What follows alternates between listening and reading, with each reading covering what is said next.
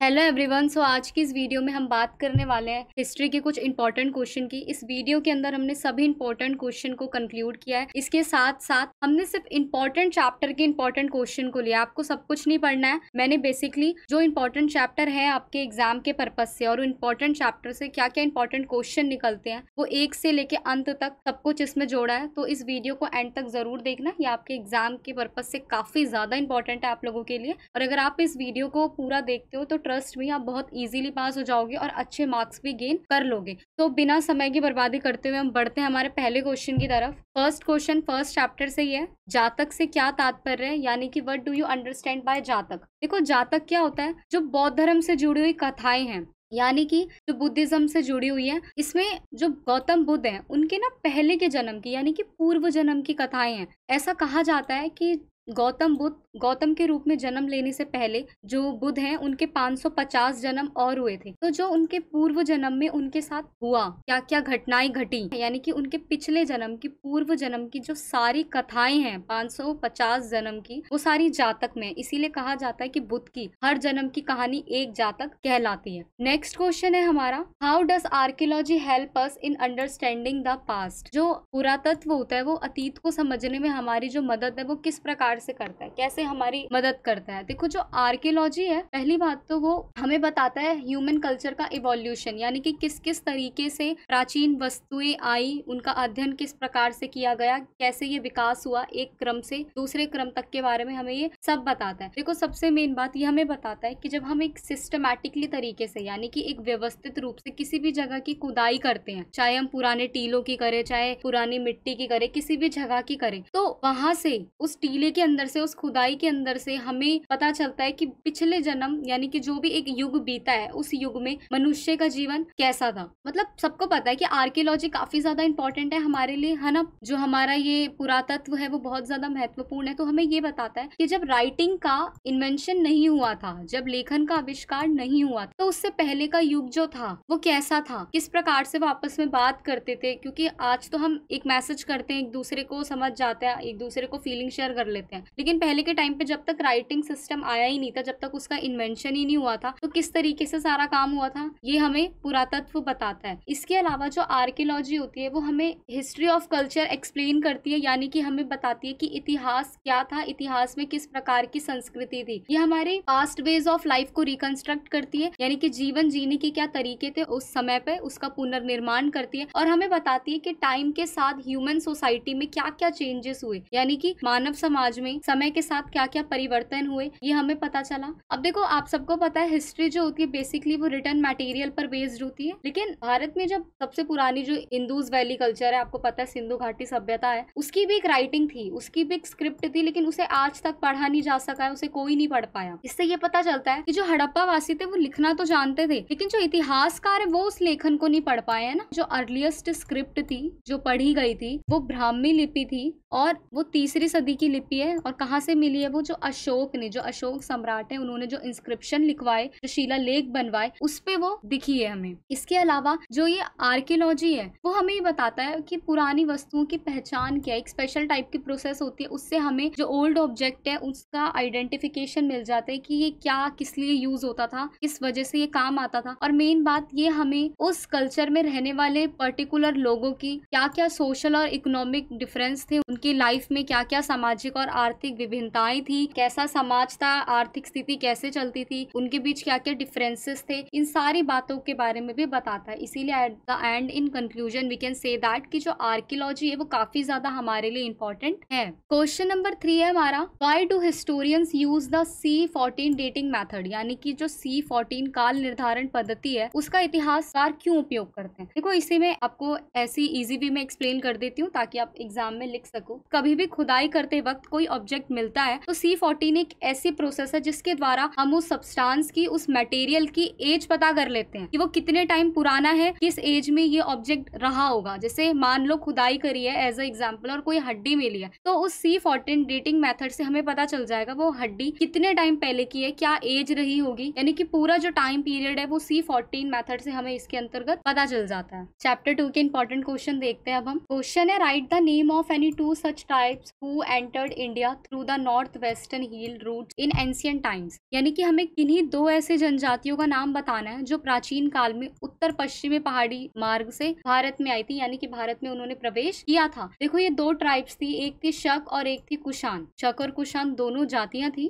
जो प्राचीन काल में उत्तर पश्चिमी यानी कि नॉर्थ वेस्टर्न हिल रूट से भारत आई थी। जो ये दोनों जातियां थी ना वो सेम ट्राइब से बिलोंग करती थी, ये बात याद रखना। हालांकि जो शक लोगों का ग्रुप था वो इंडो यूरोपियन लोग थे जिन्होंने भारत पर कब आक्रमण किया, 2nd सेंचुरी बीसीई के राउंड ऑफ यानी कि ईसा पूर्व 2री शताब्दी के आसपास इन लोगों ने भारत पर आक्रमण किया था। जबकि जो कुषाण लोग थे वो कहाँ से बिलोंग करते थे, यूची जनजाति से थे जो चीनी तुर्किस्तान में रहते थे और इनके ऊपर काफी ज्यादा जो अदर ट्राइब्स थी उनका प्रेशर था, बहुत ज्यादा दबाव में थे ये, इसीलिए ये पूर्व की ओर चले गए और फिर भारत आ गए। तो बस एमसीक्यू में भी आ सकता है, याद रखना शक और कुषाण सेम ट्राइब की थी। शक भारत यूरोपियन लोगों का एक समूह था, इंडो यूरोपियन लोगों का एक समूह था जिन्होंने भारत पर 2nd सेंचुरी में आक्रमण किया। जबकि जो कुषाण लोग थे वो चीनी तुर्किस्तान में रहते थे और उनके ऊपर बाकी जनजातियों का दबाव था, इसलिए वो भारत आ गए थे। नेक्स्ट क्वेश्चन है explain the main feature and uses of tools used during the Palaeolithic era. यानी कि पूरा पाषाण युग के दौरान जिन जिन औजारों का उपयोग किया जाता था उनकी विशेषताएं बतानी है और उनका मतलब यूज किस लिए किया जाता था, क्या उपयोग था उनका, वो बताना है हमें। सबसे पहले तो हम टूल्स देख लेते हैं पैलियोलिथिक एज में क्या क्या टूल्स थे।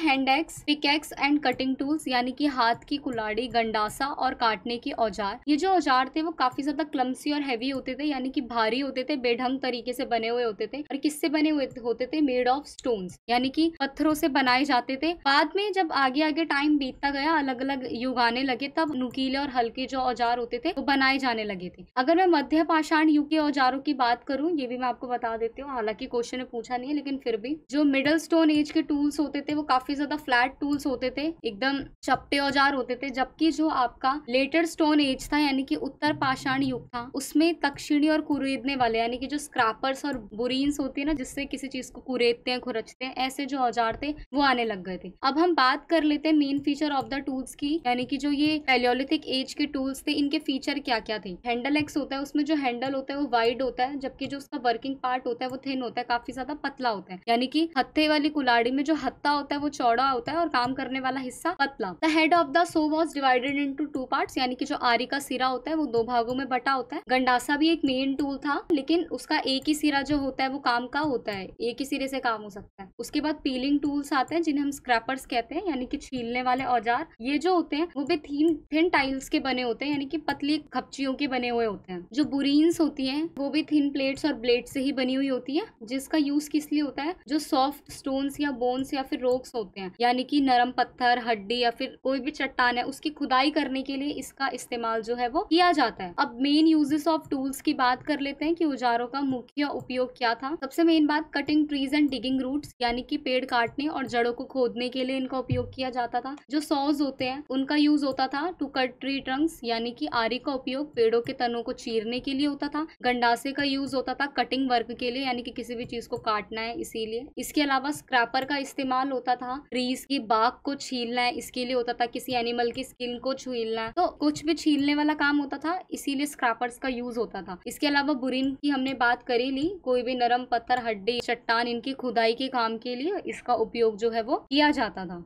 Now discuss chapter number 3। Question है why is Indus valley civilisation called Harappan civilisation. सिंधु घाटी सभ्यता को हड़प्पा सभ्यता ही क्यों कहा जाता था, ये एमसीक्यू भी बन सकता है। जो सिंधु घाटी सभ्यता है यानी कि जो इंडस वैली सिविलाइजेशन है, सबसे पहले कहाँ उसकी खुदाई हुई थी, वर्तमान पाकिस्तान में हड़प्पा नामक स्थल पर। अगर आप वर्तमान पाकिस्तान नहीं लिखना चाहते तो आप नॉर्मली लिख सकते हैं कि सिंधु घाटी सभ्यता की सबसे पहले जो खुदाई हुई थी वो हड़प्पा नामक स्थान पर हुई थी, इसीलिए इसे हड़प्पन सिविलाइजेशन कहा गया कि जिस स्थान पर पहली बार खुदाई हुई उसी नाम से इसे जानते हैं। नेक्स्ट क्वेश्चन है give a detailed trade relation description of the Harappans with Mesopotamia, यानी कि हड़प्पा वासियों और मेसोपोटामिया इन दोनों के बीच जो व्यापारिक संबंध थे इसके बारे में हमें बात करनी है। यहाँ से एक दूसरा क्वेश्चन भी बन सकता है कि हड़प्पा वासियों की मुख्य विशेषताएं बताएं। हड़प्पा जो सभ्यता थी वो एक नगर व्यवस्था थी, क्या विशेषताएं थी उसकी, वहाँ के लोग लिखना जानते थे, वहाँ के लोग ने किस तरीके से अपने घर बना रखे थे, 2-2 फ्लोर के घर थे, जो सड़कें थी वो काफी ज्यादा बहुत चौड़ी थी, सफाई का पूरा ध्यान था। इसके साथ साथ उन्होंने नहाने के लिए एक बहुत बड़ा स्नानागार बनाया हुआ था, जो काफी ज्यादा बड़ी विशेषता थी उनकी। नालियां थी, सीवर लाइन थी, स्ट्रीट लाइट्स थी। इसके अलावा सीवेज सिस्टम होता है वो इन्होंने कर रखा था, घरों में कुएं थे। तो ये सब कुछ विशेषताएं हैं उनकी। तो ये क्वेश्चन भी आ सकता है, क्योंकि मैंने ये इस वीडियो में नहीं लिया है तो इसीलिए आपको ओरली एक्सप्लेन कर दिया है, क्योंकि मुझे लगता है क्लासेस में कई बार ये चीजें डिस्कस हो गई हैं, तो आप इजीली ये कर सकते हैं। अब हम मेन क्वेश्चन पे आते हैं कि हमें हड़प्पा और मेसोपोटामिया के ट्रेड रिलेशन बताने। जो इंपॉर्टेंट फीचर है हड़प्पा की अर्बन इकोनॉमी का, कि इनका ट्रेड नेटवर्क काफी ज्यादा बड़ा था, विशाल था। इनका जो ट्रेड है वो इंटरनली भी होता था, यानी कि देश के अंदर भी होता था आंतरिक रूप से, और एक्सटर्नली यानी कि बाहरी रूप से फॉरेन कंट्रियों के साथ भी होता था। तो इन दोनों के जो रिलेशन है, फॉरेन ट्रेड बना इन दोनों के बीच, वो काफी ज्यादा अच्छा था। काफी ज्यादा चीजों की मांग थी इन दोनों के बीच। फर्स्ट है टेक्सटाइल एंड यूजफुल मेटल्स, यानी कि वस्त्र और उपयोगी धातु। जो शिल्पकार होते हैं, कोई भी क्राफ्टमैन है, अगर वो कोई चीज बना रहा है, कोई मेटल बना रहा है, तो उसे ऑब्वियसली बहुत सारे मेटल्स की, प्रीशियस जेम्स यानी कि बहुमूल्य रत्नों की जरूरत पड़ेगी। लेकिन अगर वो वहां पर है ही नहीं जिस जगह वो रहता है, तो उन चीजों को बाहर से मंगवाना पड़ेगा। ब्रिटिशर्स ने भी हमारे साथ ऐसे ही किया था कि वो कच्चा माल भारत से लेते थे और बनाते कहीं और थे। इसीलिए क्या होता था, हड़प्पा के लोग जो थे चांदी मेसोपोटामिया से लेते थे चीजें बनाने के लिए, और उसके बदले में अपनी जो चीजें होती थी वो मेसोपोटामिया के लोगों को देते थे। तो आप कह सकते हो कि जो चांदी है वो मेसोपोटामिया से ऑब्टेन किया जाता था, और एक्सचेंज में हड़प्पा के वस्तुएं जो उन्हें चाहिए होती थी वो दी जाती थी। इसके अलावा अब आता है विदेश व्यापार, यानी कि फॉरेन ट्रेड। जो हड़प्पा के लोग थे वो मेसोपोटामिया के साथ विदेश व्यापार भी करते थे। व्यापार होता कैसे था, फारस की खाड़ी में स्थित ओमान और बहरीन के जरिए। जो पर्शियन गल्फ में ओमान और बहरीन है उसके द्वारा ये होता था। हड़प्पा के शहरों में कुछ मोती मिले हैं, कुछ मोहरे मिली हैं, ये सब कुछ वहाँ पर मिला है। तो इससे ये पता चलता है कि समुद्री मार्ग द्वारा ये व्यापार किया जाता था। एक मोहर जो है वो लोथल से भी पाई गई है, लोथल गुजरात में है, तो इसीलिए ये पता चलता है कि इस तरीके से इनका व्यापार होता था।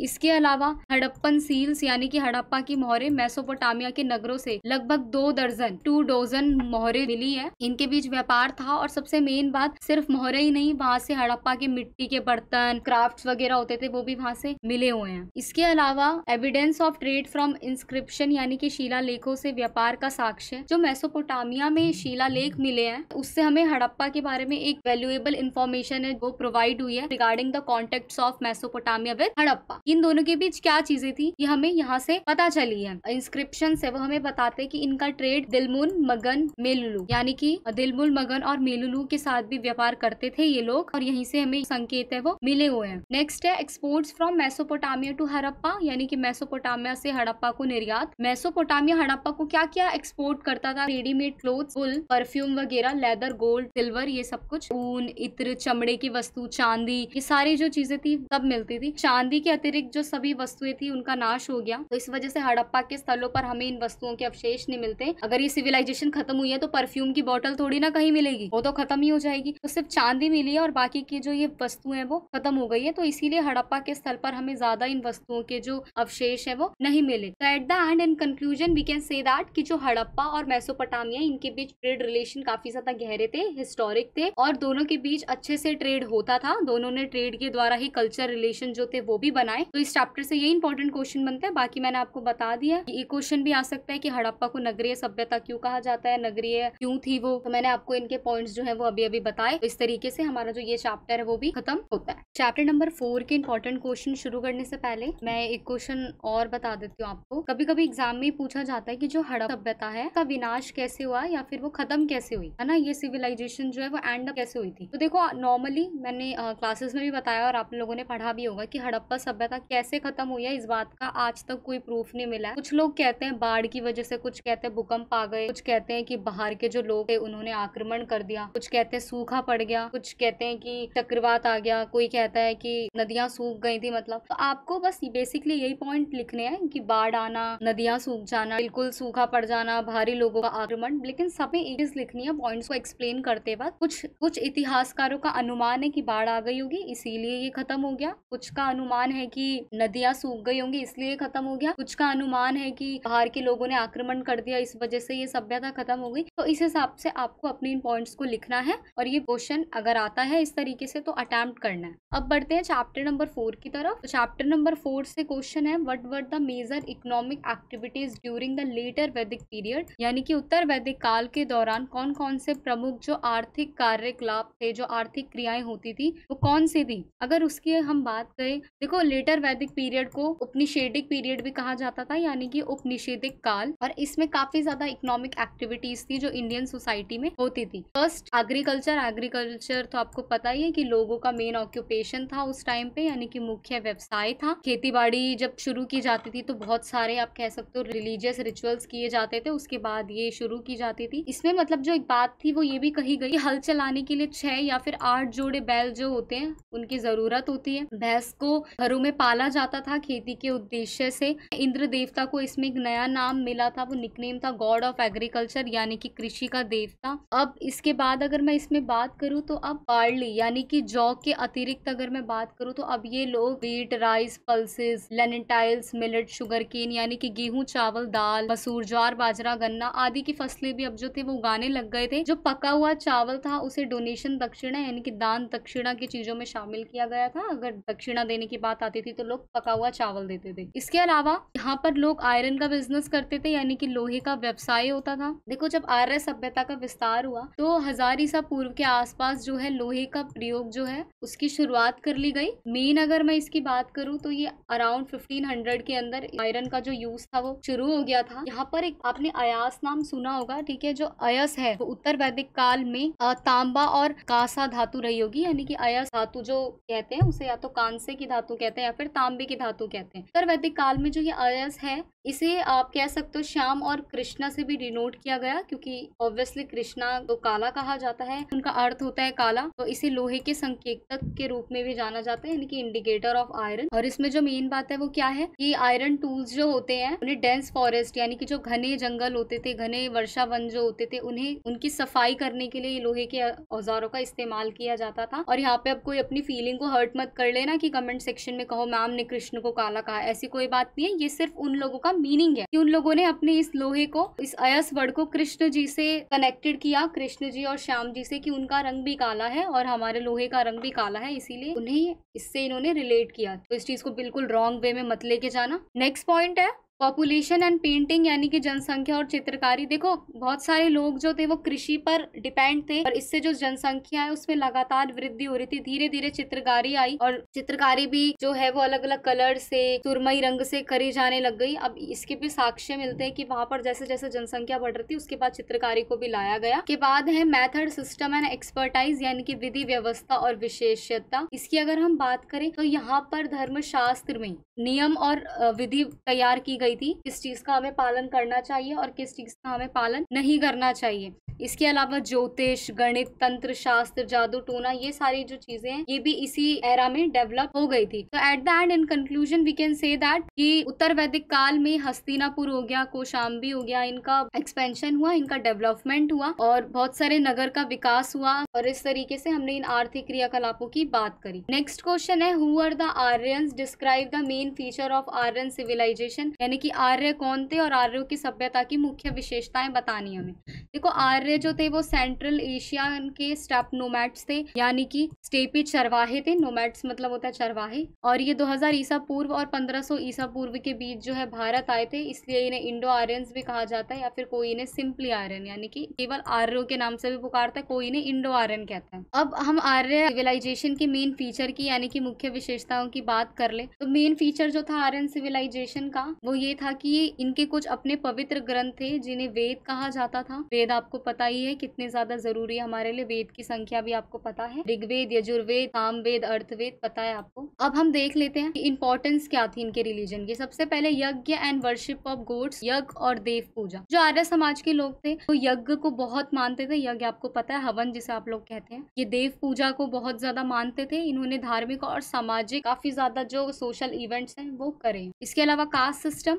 जाति व्यवस्था, आर्य सभ्यता में ही जाति व्यवस्था की शुरुआत हुई थी। इन्होंने वेदों में 4 वर्ण व्यवस्था बताई गई है, 4 वर्णों की व्यवस्था लाए गए थे, ब्राह्मण, क्षत्रिय, वैश्य और शूद्र। इसके अलावा रूरल लाइफस्टाइल, इनका जो लाइफस्टाइल था, जीवन जीने का तरीका था, जीवन शैली थी, वो ग्रामीण थी, यानी कि ये गांव पर आधारित था, विलेजेस पे बेस्ड था, ग्रामीण जीवन शैली का पालन करता था। एग्रीकल्चर और एनिमल हस्बेंड्री यानी कि कृषि और पशुपालन करा जाता था इसमें। इसके बाद है संस्कृत लैंग्वेज, यानी कि संस्कृत भाषा में ही इनके सारे ग्रंथ लिखे गए थे। वेद भी जो है वो संस्कृत में ही लिखे गए थे। यही इनकी मूल भाषा थी। इसके बाद है गुप्ता एम्परर चक्रवर्ती सिस्टम, गुप्त सम्राट चक्रवर्ती व्यवस्था ये लोग लेकर आए थे, जिसमें जो सम्राट थे वो राज्य के शासक होते थे और जो प्रशासन होता था उन्हें ऑर्गेनाइज किया जाता था। नेक्स्ट है वैदिक रिलीजन यानी कि वैदिक धर्म ये लोग लेकर आए थे, जिसमें देवी देवताओं की पूजा की जाती थी, यज्ञ वगैरह बहुत इंपॉर्टेंट थे। नेक्स्ट है क्रिएटिविटी एंड नॉलेज ट्रांसमिशन यानी कि सृजनात्मकता और ज्ञान प्रसारण। जो आर्य समाज थे इन्होंने ज्ञान शिक्षा पर काफी ज्यादा जोर दिया, मैथमेटिक्स, फिलोसफी, ग्रंथ लेखन इस सब में महत्वपूर्ण योगदान दिया। तो हम निष्कर्ष में यानी कि कंक्लूजन में कह सकते हैं कि जो आर्य सभ्यता है इन्होंने भारत की सभ्यता के विकास में काफी ज्यादा महत्वपूर्ण भूमिका निभाई है और भारत की संस्कृति का विकास किया है। चैप्टर नंबर 5 की तरफ बढ़ते हैं। वहां से क्वेश्चन है give details of any 4 Mahajanapadas of 6th century BC along with their capital and modern location. यानी कि 6ठी शताब्दी ईसा पूर्व के किन्हीं 4 महाजनपदों की राजधानी बतानी है और उनका आधुनिक स्थान भी बताना है। 4 महाजनपद की बात कर लेते हैं। सबसे पहले वज्जी। वज्जी जो है इनकी राजधानी थी वैशाली और इसका आधुनिक स्थान भी वैशाली था। और यहाँ पर शासन कौन करता था? यहाँ पे शासन करते थे लिच्छवी वंश के लोग। ये हिमालय पर्वत के तराई क्षेत्रों में रहते थे। बाद में इन्हें मगध साम्राज्य द्वारा हटा दिया गया था और इस पर विजय प्राप्त कर ली गई थी मगध एम्पायर द्वारा। नेक्स्ट आपका मगध ही आता है जो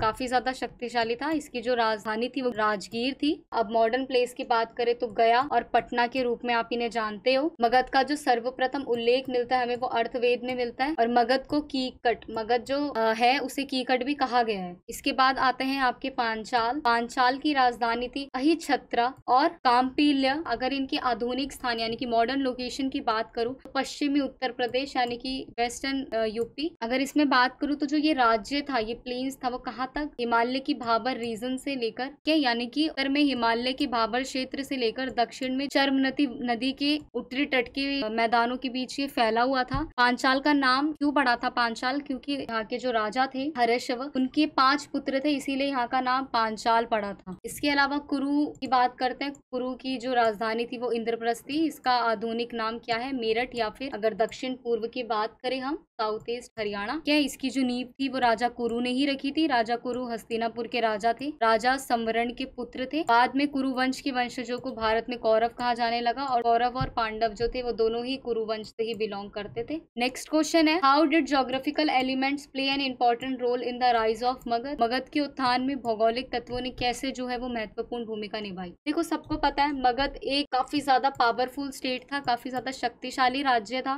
मगध के जो पहले शासक थे वो बिंबिसार थे, जिन्होंने 544 BC से 492 BC तक जो है शासन किया, यानी कि उन्होंने 52 वर्ष जो है वो शासन किया था। मगध एम्पायर की ऑरिजिनेटेड की बात करूं कि कब इसकी उत्पत्ति हुई तो 6ठी शताब्दी ईसा पूर्व से 4th शताब्दी ईसा पूर्व तक 6th सेंचुरी BC से 4th सेंचुरी BC में हो गई थी। उस समय जो था, जो 4 महाजनपद थे मगध, कौशल, वत्स, अवंती, दोनों ही एक दूसरे के ऊपर अपना वर्चस्व स्थापित करने की कोशिश में लगे हुए थे। और अंततः जो उत्तर भारत है यानी कि जो नॉर्थ इंडिया है आपका, वहाँ जो मगध है वो सबसे शक्तिशाली और समृद्ध साम्राज्य प्रॉस्पेरस एम्पायर बन के उभरा। अब इनके भौगोलिक तत्वों की बात कर लेते हैं। सबसे पहले द ओल्ड कैपिटल गिरिव्रज या फिर राजगीर, यानी कि पुरानी राजधानी गिरिव्रज या राजगीर। देखो बेशक मगध में कई योग्य शासक आए, कोई महत्वाकांक्षी राजा आए, सबने विस्तार किया माना जाता है, लेकिन वहाँ की भौगोलिक विशेषताएं ऐसी थी कि जिसने इस एम्पायर को आगे बढ़ने में काफी मदद करी। जैसे कि मैं इसकी राजधानी की बात कर लूं राजगीर या गिरिव्रज, ये चारों ओर से ऊंची ऊंची पहाड़ियों से 5 तरह की पहाड़ियों से घिरी हुई थी। तो नेचुरली इस फोर्ट की रक्षा हो रही थी। कोई कैसे ही दुश्मन आक्रमण करेगा जिस साम्राज्य के चारों ओर 5 बड़ी बड़ी पहाड़ियां हो, प्राकृतिक रूप से ही कोई इसकी रक्षा कर रहा है, तो फिर हमलावर को भी हमला करने से पहले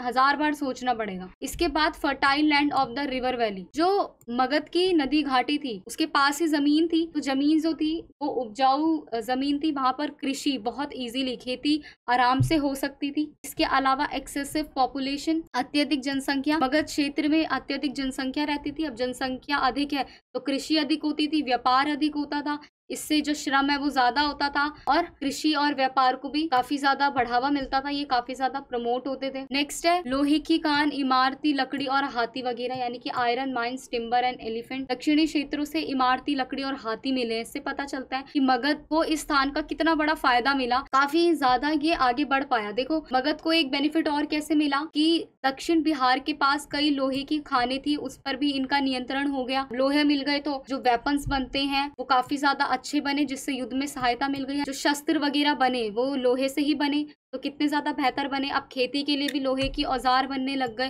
तो इससे काफी ज्यादा इसे पावरफुल बनने में हेल्प मिली। तो at the end in conclusion we can say that कि जो जोग्राफिकल फैक्टर्स है उन्होंने मगध को एक पावरफुल रीजन बनाने में काफी ज्यादा हेल्प की, और यही फैक्टर्स जो है वो आप कह सकते हो कि यही जो फैक्टर्स है वो जिम्मेदार है जिसने मगध को इतना शक्तिशाली बनाया। हालांकि इसमें राजा की भी महत्वपूर्ण भूमिका ऑब्वियसली होती है, वही तो सारी नीति और पॉलिटी जो होता है वो चलाता है, लेकिन फिर भी इन जोग्राफिकल फैक्टर्स की काफी ज्यादा इंपॉर्टेंस रही है। चैप्टर नंबर 14 से अगर हम क्वेश्चन डिस्कस करते हैं तो क्वेश्चन है describe the main characteristics of the भक्ति मूवमेंट, कि भक्ति आंदोलन की हमें मुख्य विशेषताओं का वर्णन करना है। देखो, जब सल्तनत काल चल रहा था, सल्तनत पीरियड जो था वो चल रहा था, तो ये एक ऐसा पीरियड था जब हिंदू मुस्लिम का काफी कन्फ्लिक्ट हुआ, यानी कि हिंदू मुस्लिम संघर्ष कर रहा था। कैसे? जो दिल्ली के सुल्तान थे उन्होंने हिंदू धर्म के प्रति अत्याचार करना शुरू कर दिया, उन्होंने हिंदू धर्म के मंदिर मूर्तियों को तोड़ना शुरू कर दिया, इसके साथ हिंदुओं पर अत्याचार करना शुरू कर दिया। अब हिंदुओं ने अपने धर्म की रक्षा के लिए क्या किया? मोनोथेइज्म पे यानी कि एकेश्वरवाद को महत्व दिया। उन्होंने एक आंदोलन चलाया जिसमें धर्म सुधारक आंदोलन जिसे कहा गया, और वो भक्ति मूवमेंट ये आंदोलन के नाम से काफी ज्यादा फेमस हुआ। आंदोलन की विशेषताओं की बात करूं तो सबसे पहले सिंपल एंड अनोन्स्टेनिटिशियस फॉर्म, यानी कि सरल और आडंबरहीन। इसमें अगर बात करें तो भक्ति आंदोलन का जो स्वरूप था वो क्या कहा गया? अब इसे सरल बनाओ, कोई भी जो आडंबर है वो मत करो ताकि हर कोई इसे इजीली फॉलो कर सके। मध्यकाल में लोग इसलिए परेशान हो गए थे क्योंकि ब्राह्मण धर्म में काफी ज्यादा परेशानियां थी, काफी ज्यादा कठिनाइयां थी, लेकिन जो भक्ति आंदोलन है उसे जब हिंदू धर्म की उत्पत्ति हुई तो काफी ज्यादा सरलता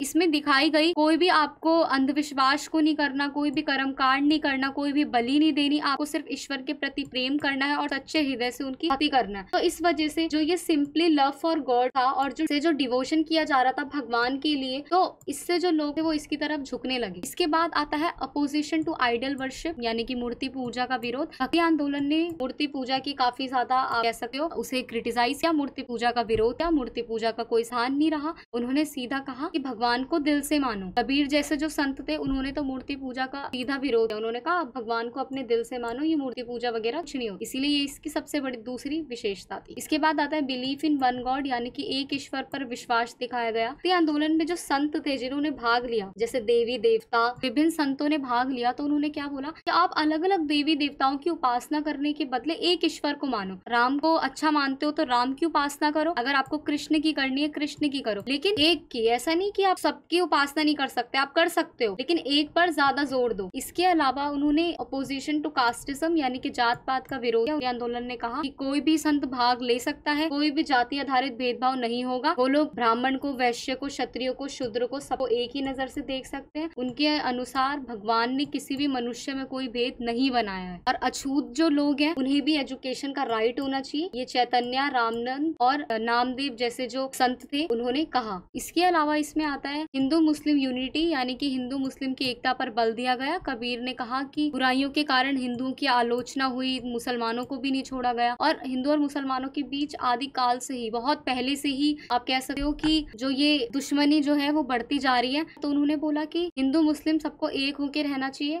कबीर जी के जो शिष्य थे उनमें हिंदू भी थे, मुसलमान भी थे, वो सबको पढ़ाते थे। ऐसे ही गुरु नानक, रैदास, सबने, इन लोगों ने भी हिंदू मुस्लिम की यूनिटी को काफी ज्यादा सराहा और इनके एकता पर बल दिया। इसके बाद है यूज ऑफ पॉपुलर लैंग्वेज, जन भाषा का प्रयोग किया गया। जैसे कि कबीर जो है, नामदेव जो है, इन्होंने हिंदी में अपनी बातें करी, गुरु नानक ने पंजाबी ने, मीरा ने राजस्थानी भाषा में। सबने अपने क्षेत्रों के अनुसार लोकल लैंग्वेजेस का ही यूज किया, जिससे जो लोग हैं वो उन्हें समझ पाए, लोग आंदोलन के मैसेज को, उनके संदेश को पढ़ पाए और लोग इस आंदोलन से जुड़ पाए। इसके बाद अपोजिशन टू रिटायरमेंट, संन्यास का विरोध किया गया। जो भक्ति आंदोलन के संत थे वो बहुत सारे ये कर्म कांड, ये आडंबर, इन सब के खिलाफ थे, और इसी के साथ वो संन्यास लेने के पक्ष में नहीं थे। उन्होंने ये कहा कि ईश्वर के प्रति सच्ची जो श्रद्धा रखता है उस व्यक्ति को संन्यास लेने की क्या जरूरत है, वो गृहस्थ रहकर भी वो अपने घर को भी चला सकता है और दिल से पूजा भी कर सकता है। जरूरी नहीं है कि अगर आपको भगवान की भक्ति करनी है तो आपको संन्यास ही लेना पड़ेगा। तो वो इस चीज के भी खिलाफ थे। तो यही कुछ विशेषताएं थी जिन्होंने भक्ति आंदोलन का काफी प्रसार किया। नेक्स्ट क्वेश्चन है examine the central governance system of Delhi सल्तनत, मेंशन इट्स मेन कैरेक्टरिस्टिक्स, यानी कि दिल्ली सल्तनत की केंद्रीय शासन प्रणाली क्या थी उसकी बात करनी है और उसकी विभिन्न अभिलक्षणों की चर्चा करनी है। जो सल्तनत काल था उसमें जो सुल्तान है वो केंद्रीय शासन का प्रधान होता था, यानी कि वो सेंट्रल गवर्नमेंट का हेड होता था। जो सारी पावर होती थी वो उसी के हाथों में होती थी। वही स्टेट का पॉलिटिकल हेड या फिर कॉन्स्टिट्यूशनल हेड कह लो, वही था हेड। इसके अलावा सुल्तान की हेल्प के लिए, सुल्तान को असिस्ट करने के लिए उसके पास काउंसिल ऑफ मिनिस्टर थी, कुछ हाई ऑफिशियल अधिकारी थे। मंत्री परिषद में 4 जो मंत्री होते थे वो महत्वपूर्ण होते थे। अब जस्टिस सिस्टम की अगर हम बात करते हैं तो काउंसिल ऑफ जो मिनिस्टर थी यानी कि जो मंत्री परिषद थी, वजीर जो होता था वो उनका हेड होता था। वजीर का क्या काम होता था, जितने भी मंत्री हैं उन सबके कार्यों पे नजर रखना। इसके अलावा सुल्तान के बाद अगर कोई हेड होता था तो वो वजीर ही होता था, उसे ही सुल्तान के बाद अगला जो अधिकारी है मेन वही माना जाता था। वजीर का मेन काम क्या होता था, रेवेन्यू मैनेजमेंट को देखना, उसके ऊपर रूल्स बनाना यानी कि लगान जो बंदोबस्त है उसके लिए नियम बनाना, जो टैक्स है टैक्स के फिक्स रेट करना यानी कि कितना टैक्स होना चाहिए ये करना, स्टेट के एक्सपेंडिचर पर कंट्रोल करना, ज्यादा खर्चा ना हो इस चीज पर नियंत्रण रखना, और सैनिक व्यय की यानी कि मिलिट्री एक्सपेंडिचर पर भी देखरेख करना। अब दिल्ली सल्तनत में वजीर की भी 2 कैटेगरी थी, एक है वजीर ए तनफीद। इन दोनों में क्या डिफरेंस है अगर इसकी बात करें हम, तो वजीर ए तौफीक जो होते थे इनके पास काफी ज्यादा पावर होती थी यानी कि अनलिमिटेड पावर होती थी, सुल्तान के आदेश के बिना भी बहुत सारे मैटर्स पर निर्णय ले सकते थे। लेकिन जो वजीर ए तनफीद होते थे उनकी जो पावर्स थी वो लिमिटेड होती थी, अगर उन्हें कोई नियम लागू भी करना है तो उन्हें सुल्तान से पूछना पड़ेगा। इनका जो मेन काम होता था वो एम्प्लॉयज और जनरल पब्लिक पर कंट्रोल करना होता था। के बाद आते हैं main characteristics of central government system यानी कि केंद्रीय शासन प्रणाली के मुख्य अभिलक्षण। इसमें है पहले दीवान ए विजारत यानी कि रेवेन्यू डिपार्टमेंट, जिसे हम राजस्व विभाग कहते हैं। दीवान ए विजारत का जो अध्यक्ष होता था वो वजीर या फिर प्रधानमंत्री होता था। तुगलक काल को मुस्लिम भारतीय वजीरत का स्वर्ण काल कहा जाता है, ठीक है, जबकि जो बलबन का काल है वो इसका निम्न काल था। तो ये एमसीक्यू में भी बनता है, इस चीज को याद रख। दीवान ए अर्ज की बात करूं तो ये डिपार्टमेंट जो है वो बलबन ने ही स्टैब्लिश किया था यानी कि इसकी स्थापना बलबन ने की थी। उसने अहमद अयाज को इस विभाग का पहला अध्यक्ष नियुक्त किया था। इस विभाग के अध्यक्ष को आरिज मुमालिक कहा जाता है और इसका कार्य क्या होता है, सैनिकों की भर्ती करना, सैनिकों तथा घोड़ों का हुलिया रखना, सैनिक का निरीक्षण करना। मेनली इसमें सारा वर्क जो होता था वो मिलिट्री और सोल्जर से रिलेटेड होता था। फिर आता है दीवान ए इंशा, ये शाही सचिवालय था यानी कि रॉयल सेक्रेटेरिएट था। इसका जो प्रमुख है वो दबीर ए खास होता था। इस विभाग का जो मुख्य कार्य होता था वो क्या होता था, कोई भी शाही घोषणा है या कोई भी पत्र है उसको बनाना, उस मैन्यूस्क्रिप्ट को प्रिपेयर करना और बाद में इसे जो ये डॉक्यूमेंट्स हैं, जो ये रिकॉर्ड्स है, उन सबको डिपार्टमेंट में रखना। नेक्स्ट है दीवान ए रिसातल। दीवान ए रिसातल में क्या होता था, कहा जाता है कि इस विभाग में, इतिहासकार कहते हैं इस विभाग में क्या काम होता था, जो पड़ोसी राज्यों को भेजे जाने वाले पत्र वगैरह होते थे वो यहाँ तैयार किए जाते थे और यही जो विभाग है वो विदेशों में जाने वाले तथा देश में आने वाले जो राजदूत है उनसे संपर्क रखता था। और कुछ विद्वान कहते हैं कि ये विभाग धर्म से संबंधित था। सद्र नामक का अधिकारी इस विभाग का अध्यक्ष था। दोनों में ही क्या डिसएग्रीमेंट है यानी कि कोई कुछ कहता है इसके बारे में, कोई कुछ कहता है। क्वेश्चन नंबर 14 है, describe the main features characteristics of the Sufi movement that emerged in India, यानी कि भारत में जो सूफी आंदोलन हुआ था उसकी मुख्य विशेषताएं बतानी। देखो जो सूफी वर्ड है वो इस्लाम के रहस्यमय धार्मिक विचारों को व्यक्त करने के लिए होता है, यानी कि इस्लाम में क्या क्या रिलीजियस आइडियल्स हैं ये हमें कौन बताता है, सूफी वर्ड ही बता देता है। जो सूफी संत हैं या जो ये सूफी लोग थे इन्होंने बहुत कठिन मार्ग बताया जिसे अपनाकर हम ईश्वर के साथ डायरेक्ट बात कर सकें, यानी कि ईश्वर के साथ आपके जो संपर्क है वो प्रत्यक्ष रूप से स्थापित हो सकते हैं। अब इसकी हम बात करें, जो सूफी है वो डिफरेंट सिलसिले में व्यवस्थित थे, यानी कि सूफियों का विभिन्न सिलसिला होता था, एक चैन बंदी होती थी, इसके बाद ये, इसके बाद है, ऐसे करके। इसके बाद जो अधिकतर सिलसिलों की शुरुआत हुई थी वो सूफी संतों ने या फिर जो पीर वगैरह होते थे उन्होंने करी थी। उनके नाम पर ही ये चलते थे तथा उनके जो शिष्य होते थे वो फॉलो करते थे। तो जो सूफी लोग थे वो किस चीज पर बिलीव करते थे कि खुदा की प्राप्ति के लिए आध्यात्मिक गुरु या फिर जो पीर है उनकी आवश्यकता होती है। पीर अपने शिष्यों के साथ कहाँ रहते थे, खानका में रहते थे। खानका जिसे हम धर्मशाला भी कह सकते हैं, वो सूफी एक्टिविटीज का सेंटर होती थी, यानी कि सूफी गतिविधियों का केंद्र हुआ करती थी। खानका जो है वो ज्ञान का मुख्य केंद्र बनकर उभरा। मदरसे वगैरह होते हैं उनसे काफी ज्यादा अलग था, बिल्कुल कंप्लीटली डिफरेंट था। इसके अलावा अगर हम बात करें, बहुत से सूफी संतों ने संगीत में धार्मिक सभा का आनंद उठाया, यानी कि इन्होंने जो संगीत वगैरह इसे काफी ज्यादा प्रमोट किया, जिनमें कवाली जो है वो सबसे ज्यादा महत्वपूर्ण थी। जियारत या फिर सूफी संतों की दरगाह पर यात्रा की भी एक महत्वपूर्ण जो रस्म है आप कह सकते हो वो उभरी। इसके अलावा सूफी संत चमत्कार में विश्वास रखते थे, वो चमत्कारों से जुड़े हुए थे। राजतंत्र तथा शासन के बारे में हर एक सूफी सिले के जो मत होते थे, जो व्यूज होते थे वो डिफरेंट होते थे। तो यहीं से ये प्रूफ होता है कि जो सूफी है वो अन्य कल्चर से काफी ज्यादा डिफरेंट होते थे। वो भगवान को प्राप्त करने के लिए मूर्ति की पूजा में विश्वास नहीं रखते थे, उनका अपना ही कल्चर था, अपना ही एक मेथड था। चैप्टर नंबर 15 से क्वेश्चन है, who was Ahilya Bai, what were his main achievements. और यहाँ पे थोड़ी सी गलती है, what were her main achievement आना था, यहाँ पे हिज की गलती है। अहिल्या अहिल्याबाई कौन थी, उनकी मुख्य उपलब्धियां क्या थी, ये क्वेश्चन है आपका। तो सबसे पहले तो जान लेते हैं अहिल्याबाई कौन थी। देखो, जो महारानी अहिल्याबाई थी वो प्रसिद्ध सूबेदार महाराव होलकर के पुत्र खंडेराव की पत्नी थी, यानी कि वो वाइफ थी खंडेराव की, जो कि इनका बेटा था फेमस सूबेदार मल्हारो होलकर। अब अहिल्याबाई किसी भी बड़े राज्य की रानी नहीं थी, उनका कार्य क्षेत्र काफी ज्यादा सीमित था, लेकिन फिर भी उन्होंने इतना कुछ किया है कि उनके काम पर काफी ज्यादा आश्चर्य होता है। जो महारानी अहिल्याबाई होलकर थी वो भारत के मालवा साम्राज्य की मराठा होलकर महारानी थी। इनका जो जन्म था वो 31 मई 1725 को महाराष्ट्र के अहमदनगर के छौंडी ग्राम में हुआ था। उस समय महिलाएं जो होती थी वो स्कूल नहीं जाती थी, लेकिन अहिल्याबाई के पिता ने उन्हें लिखने पढ़ने लायक काफी ज्यादा पढ़ाया था। अब हम इनकी अचीवमेंट की बात कर लेते हैं। Contribution in making Indore a beautiful city, Indore को एक खूबसूरत शहर बनाने में योगदान। अहिल्याबाई होलकर का इतिहास 30 साल के अद्भुत शासनकाल के दौरान मराठा प्रांत की राजमाता अहिल्याबाई होलकर ने एक छोटे से गांव इंदौर को इतना समृद्ध और विकसित बना दिया और इसमें काफी ज्यादा महत्वपूर्ण भूमिका निभाई। देखो, नॉर्मल सी बात है, जो अहिल्याबाई होलकर थी उन्होंने इंदौर को काफी ज्यादा समृद्ध और विकसित बनाया।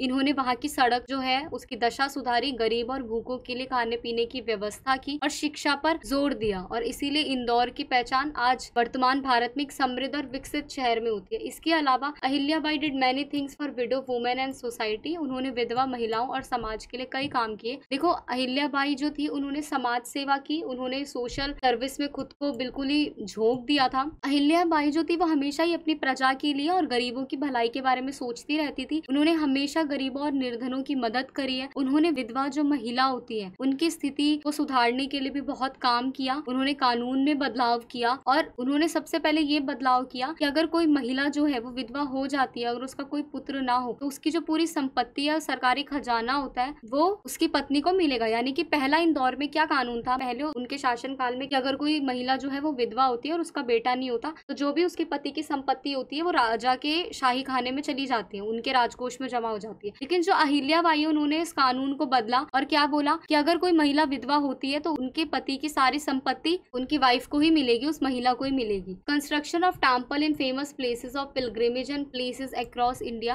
भारत ने काफी ज्यादा मंदिरों का निर्माण कराया, प्रसिद्ध तीर्थ को बनाया। अहिल्याबाई ने राज्य की सीमाओं के बाहर भी काफी ज्यादा अच्छे बड़े बड़े मंदिर बनवाए, घाट बनवाए, कुएं बनवाए, बावड़ी बनवाए, उन भूखों के लिए अन्न सत्र जो होते हैं वो खोले, मंदिरों में विद्वानों की नियुक्ति की ताकि लोगों को प्रवचन मिल सके, और हमेशा उन्होंने अपनी तरफ से जितना हो सकता था वो न्याय करती थी लोगों के साथ, मरते दम तक उन्होंने सबका विकास किया और इसीलिए इन्हें काफी ज्यादा सराहा जाता है। तो ये इनकी मेन अचीवमेंट थी अहिल्याबाई की। नेक्स्ट क्वेश्चन है, why is the 1757 battle of Plassey is important and explain the reason why this war happen, यानी कि 1757 में प्लासी का युद्ध क्यों हुआ था और वो महत्वपूर्ण क्यों है और किस कारणों से हुआ था उसकी व्याख्या करनी है। देखो, 1707 में मुगल सम्राट औरंगजेब का देहांत हो गया और बंगाल के जो सूबेदार अलीवर्दी खां हैं उन्होंने अपने आप को 1740 में एक इंडिपेंडेंट रूलर घोषित कर दिया था, डिक्लेयर कर दिया था। जो अलीवर्दी खां थे वो काफी ज्यादा योग्य और शक्ति संपन्न शासक था और कहा जाता है कि वो इतने ज्यादा पावरफुल थे कि पूरे बंगाल में जब अलग अलग यूरोपीय जातियां रहती भी थी तो भी किसी भी यूरोपीय जाति में इतना साहस नहीं था कि वो जाके उनसे टक्कर ले। लेकिन जैसे ही 1756 में अलीवर्दी खान का देहांत हो गया और उनकी लड़की का पुत्र जो सिराजुद्दौला था वो उनका उत्तराधिकारी बना, लेकिन उसके बाद जो परिस्थितियां थी वो बिल्कुल बदल गई और कैसे एक युद्ध की शुरुआत हुई इसके बारे में हम अब पढ़ते हैं। सबसे पहले तो हम बात कर लेते हैं कि importance of battle of Plassey, इसके युद्ध का महत्व क्या है। देखो, प्लासी के युद्ध का एक विशेष राजनीतिक महत्व रहा है। ये अंग्रेजों के लिए ही नहीं बल्कि संपूर्ण भारत पर इसका काफी ज्यादा प्रभाव पड़ा। ये एक छोटे से संघर्ष से अधिक कुछ नहीं था, लेकिन इसका परिणाम इतना गहरा हुआ कि काफी महान युद्धों के परिणामों से भी अधिक महत्वपूर्ण परिणाम इस युद्ध के हमें देखने को मिले थे। सबसे पहले तो economic benefits to the company, यानी कि कंपनी को आर्थिक लाभ प्राप्त हुआ। प्लासी के युद्ध में ईस्ट इंडिया कंपनी की आर्थिक दशा में काफी ज्यादा सुधार हुआ। बंगाल का नया नवाब किसे बनाया गया, मीर जाफर को बनाया गया, और इन्होंने बंगाल के जो नए नवाब है इन्होंने ही एक विशाल धनराशि जो है वो कंपनी को एज अ गिफ्ट दी थी। 24 गाँव की जमींदारी प्राप्त हो गई थी जब कंपनी को, तो अब उसकी जो आय थी वो 1.5 लाख वार्षिक बढ़ गई थी और उन्हें काफी ज्यादा इन्हें टैक्स नहीं देना पड़ता था। इंडिया में पहले जो नवाब आए उनमें दिमाग तो होता नहीं था, उन्हें लगा कि हमें शासक बना दिया, 24 गांव की जिम्मेदारी जो थी वो कंपनी को दे दी, उनको इतनी बड़ी धनराशि दे दी, उनको टैक्स देने से मना कर दिया, तो ये चीज करी, इससे उन्हें फायदा तो हो गई। इसके अलावा establishment of British control over Bengal, Bengal पर अंग्रेजी नियंत्रण की स्थापना हो गई। जैसे ही प्लासी का युद्ध हुआ उसके बाद बंगाल की जो सत्ता थी वो अंग्रेजों के हाथ में आ गई और अंग्रेज अब चाहे किसी को भी नया नवाब बना दे, लेकिन वो सिर्फ कठपुतली मात्र था, एक पपेट की तरह उनके लिए काम करता। Increase in the prestige of the company, company की गौरव की वृद्धि हुई। जब प्लासी के युद्ध में जो कंपनी है वो जीत गई तो उसकी मान सम्मान काफी ज्यादा बढ़ा। साधारण व्यापारिक कंपनी बनकर आई थी और अब वो इतनी प्रभावशाली शक्ति बन गई थी कि अब वो अलग अलग शासकों का निर्माण भी कर रही थी और उनका विनाश भी कर रही थी। युद्ध के कारण की अगर हम बात करें तो फर्स्ट है giving shelter to the Nawab enemies, Nawab के शत्रुओं को शरण देना।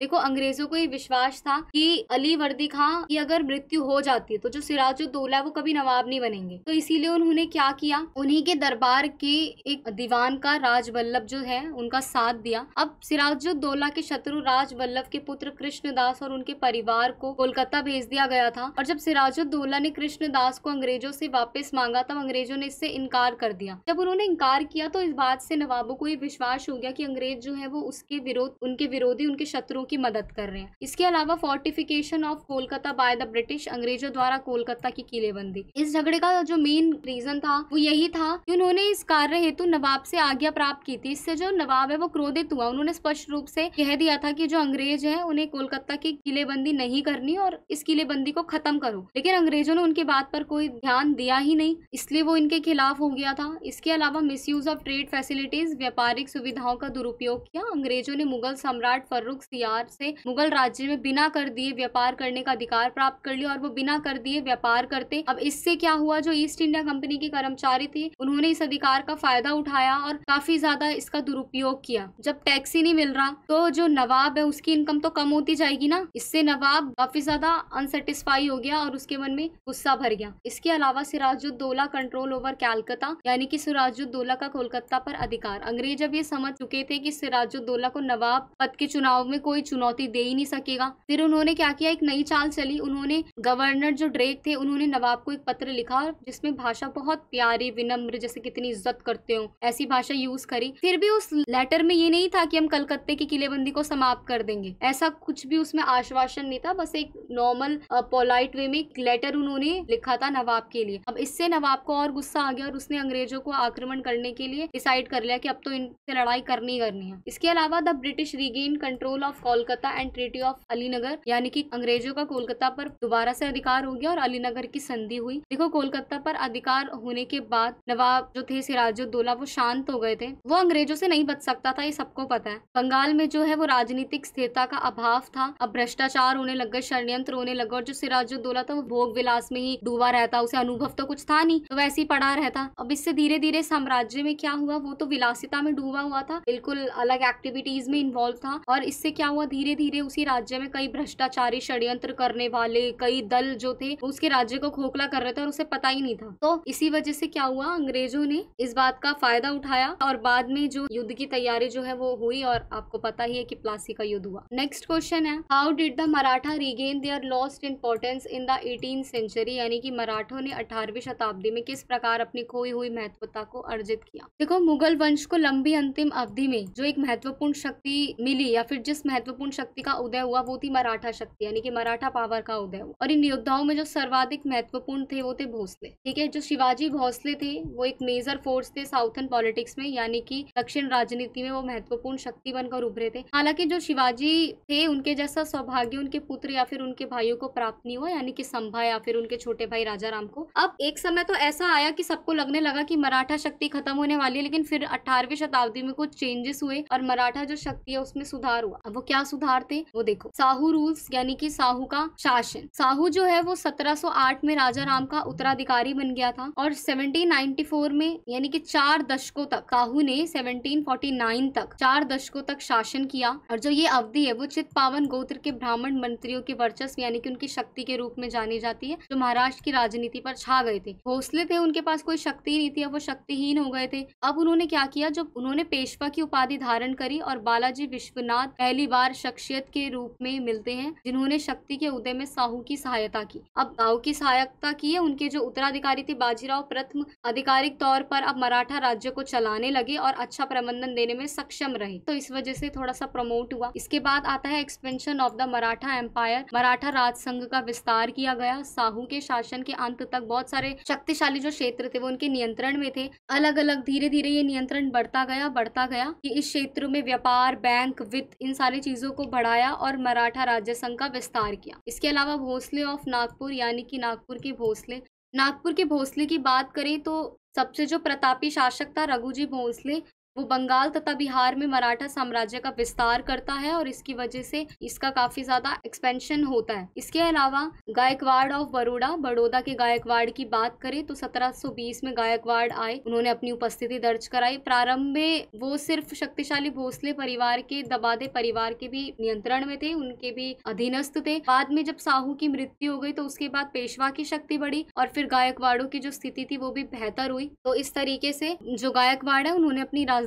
है वो बड़ौदा में बनाई, क्योंकि 1750 में गुजरात के राजस्व के बड़े हिस्से पर उनके अधिकार को पेशवा ने मान्यता दे दी थी। बाद में फिर इन्होंने बड़ौदा को अपनी राजधानी बनाई और वहीं से व्यापार करना शुरू किया। तो इस तरीके से यही कुछ पॉइंट्स है, इनमें आप देख सकते हो होलकर ऑफ इंदौर हो गया, स्किंदिया ऑफ ग्वालियर हो गया। तो इस तरीके से ये इनकी मदद द्वारा ये जो मराठा थे इनकी जो शक्ति है वो बढ़ी और खत्म होते होते बच गई। चैप्टर नंबर 16 से क्वेश्चन है, explain the regulating act of 1773 in India, यानी कि भारत में 1773 के रेगुलेटिंग एक्ट की व्याख्या की। रेगुलेटिंग एक्ट जो था वो ब्रिटिश संसद द्वारा 1773 में लाया गया था। क्यों लाया गया था? ईस्ट इंडिया कंपनी के कार्यों के कारण बंगाल में वो लोग बड़ा कुप्रशासन कर रहे थे और कुप्रशासन के द्वारा कुछ ऐसी परिस्थितियां, ऐसी सिचुएशन आ गई थी जिसे नियंत्रित करने के लिए ब्रिटिश संसद ने ये एक्ट लिया था। भारत में ईस्ट इंडिया कंपनी की एक्टिविटीज हो रही थी, जो गतिविधियां आ रही थी उसे कंट्रोल करने के लिए ब्रिटिश संसद ने ये एक्ट बनाया था। ब्रिटिश संसद द्वारा भारत के संबंध में जो स्टेप उठाया गया था वो प्रत्यक्ष रूप से पहला स्टेप था जो डायरेक्टली उनके द्वारा लिया गया था। एक्ट की विशेषताएं अगर हम देख लें, सबसे पहले तो यही है कि कंपनी के प्रशासनिक और राजनीतिक कार्य को मान्यता मिलेगी और इसके द्वारा भारत में केंद्रीय प्रशासन की नींव रखी जाएगी, यानी कि सेंट्रल एडमिनिस्ट्रेशन इंडिया में लाया जाएगा। इसके साथ साथ बंगाल का जो गवर्नर होता था उसे गवर्नर जनरल के नाम से जाना जाएगा और उसकी सहायता के लिए 4 सदस्य कार्यकारी परिषद का गठन किया गया, यानी कि 4 मेंबर ऑफ एग्जीक्यूटिव काउंसिल को फॉर्म किया गया। जो लॉर्ड वॉरेन हेस्टिंग थे वो पहले गवर्नर जनरल बने थे। इस एक्ट के द्वारा मद्रास और बम्बई के गवर्नरों को बंगाल के गवर्नर जनरल के द्वारा अधीन कर दिया गया। इससे पहले जो थे बंगाल, मद्रास और बम्बई के गवर्नर एक दूसरे के प्रति अकाउंटेबल नहीं थे, एक दूसरे के प्रति उत्तरदायी नहीं थे, डायरेक्ट खुद डिसीजन ले सकते थे। लेकिन अब क्या कर दिया है, मद्रास और बम्बई है उनको बंगाल के गवर्नर जनरल के कंट्रोल में आ गया है। इससे पहले 500 पाउंड शेयर होल्डर्स को चुनने का अधिकार दिया जाता था, लेकिन अब 1000 पाउंड शेयर होल्डर्स का राइट है इलेक्ट करने का, वो बोर्ड ऑफ डायरेक्टर्स को दिया गया 500 की जगह 1000। अब इसके अलावा और क्या हुआ, कंपनी के डायरेक्टर से कहा गया कि अब वो राजस्व, दीवानी और सैन्य प्रशासन के संबंध में सभी प्रकार के कार्यों से ब्रिटिश सरकार को अवगत कराएंगे। अगर वो कोई रेवेन्यू चला रहे हैं, कोई सिविल या मिलिट्री एडमिनिस्ट्रेशन से रिलेटेड कुछ भी डिसीजन ले रहे हैं तो उन्हें पहले ब्रिटिश गवर्नमेंट को बताना पड़ेगा। इसके अलावा कंपनी के डायरेक्टर्स का जो टेन्योर था वो अब कम करके 4 इयर्स कर दिया और हर साल प्रतिवर्ष उनमें से 1/4 सदस्यों को हटाया जाएगा और उनके स्थान पर नए लोगों को लाया जाएगा। इसी प्रकार से बंगाल में एक एडमिनिस्ट्रेटिव बोर्ड बनाया गया जिसमें गवर्नर जनरल और 4 काउंसलर्स को अपॉइंट किया गया। नेक्स्ट क्वेश्चन है, how did Lord Wellesley expand British power, explain the merit and demerits of subsidiary alliance. पूछा गया है कि लॉर्ड वेलेस्ली ने ब्रिटिश शक्ति का विस्तार किस प्रकार से किया, सहायक संधि के गुण दोषों की व्याख्या कीजिए। भारत में आप सबको पता है अंग्रेजी राज्य की जो शुरुआत हो गई थी वो प्लासी की लड़ाई के बाद से ही हो गई थी। तो इस प्रकार भारत का जो पहला गवर्नर जनरल था वो वॉरेन हॉस्टिंग्स बना था, जिसका कार्यकाल 1773 से 1785 तक था। भारत में अंग्रेजी राज को अधिक मजबूत बनाने के लिए 2 गवर्नर जनरल का काम याद किया जाता है। सबसे पहले अगर हम एक्सपेंशन की बात करें, ब्रिटिश पावर की शक्ति के विस्तार की, 1798 में लॉर्ड जो वेलेस्ली था वो गवर्नर जनरल बनकर भारत आया था और सबसे पहले भारत में अंग्रेजी साम्राज्य को मजबूत बनाने का जो काम किया था वो इसने ही किया। वो अपने से पहले के जो गवर्नर जनरल थे उनको क्रिटिसाइज करता था, उनकी आलोचना करता था। वो कहता था यदि पहले वाले गवर्नर जनरल काम करते तो आज सारे भारत पर अंग्रेजों का कब्जा होता, और इसीलिए उसने अंग्रेजी राज्य को मजबूत बनाने के लिए कई कदम उठाए, कई एक्टिविटीज की। वो भारत के हर कार्य में हर बार कंपनी को ऊपर रखता था। उसने 3 प्रकार की नीतियां चलाई थी, जिसमें जो सबसे ज्यादा इंपॉर्टेंट या इसेंशियल वो थी सब्सिडरी ट्रिटी। अब सहायक संधि या सब्सिडरी ट्रिटी क्या थी? 2 शब्दों से बना है। सहायक, आपस में सहायता की जाने वाली संधि, यानी कि एक ऐसी ट्रिटी जो असिस्टेड अमॉन्ग देमसेल्फ, यानी कि आपस में सहायता करना। तो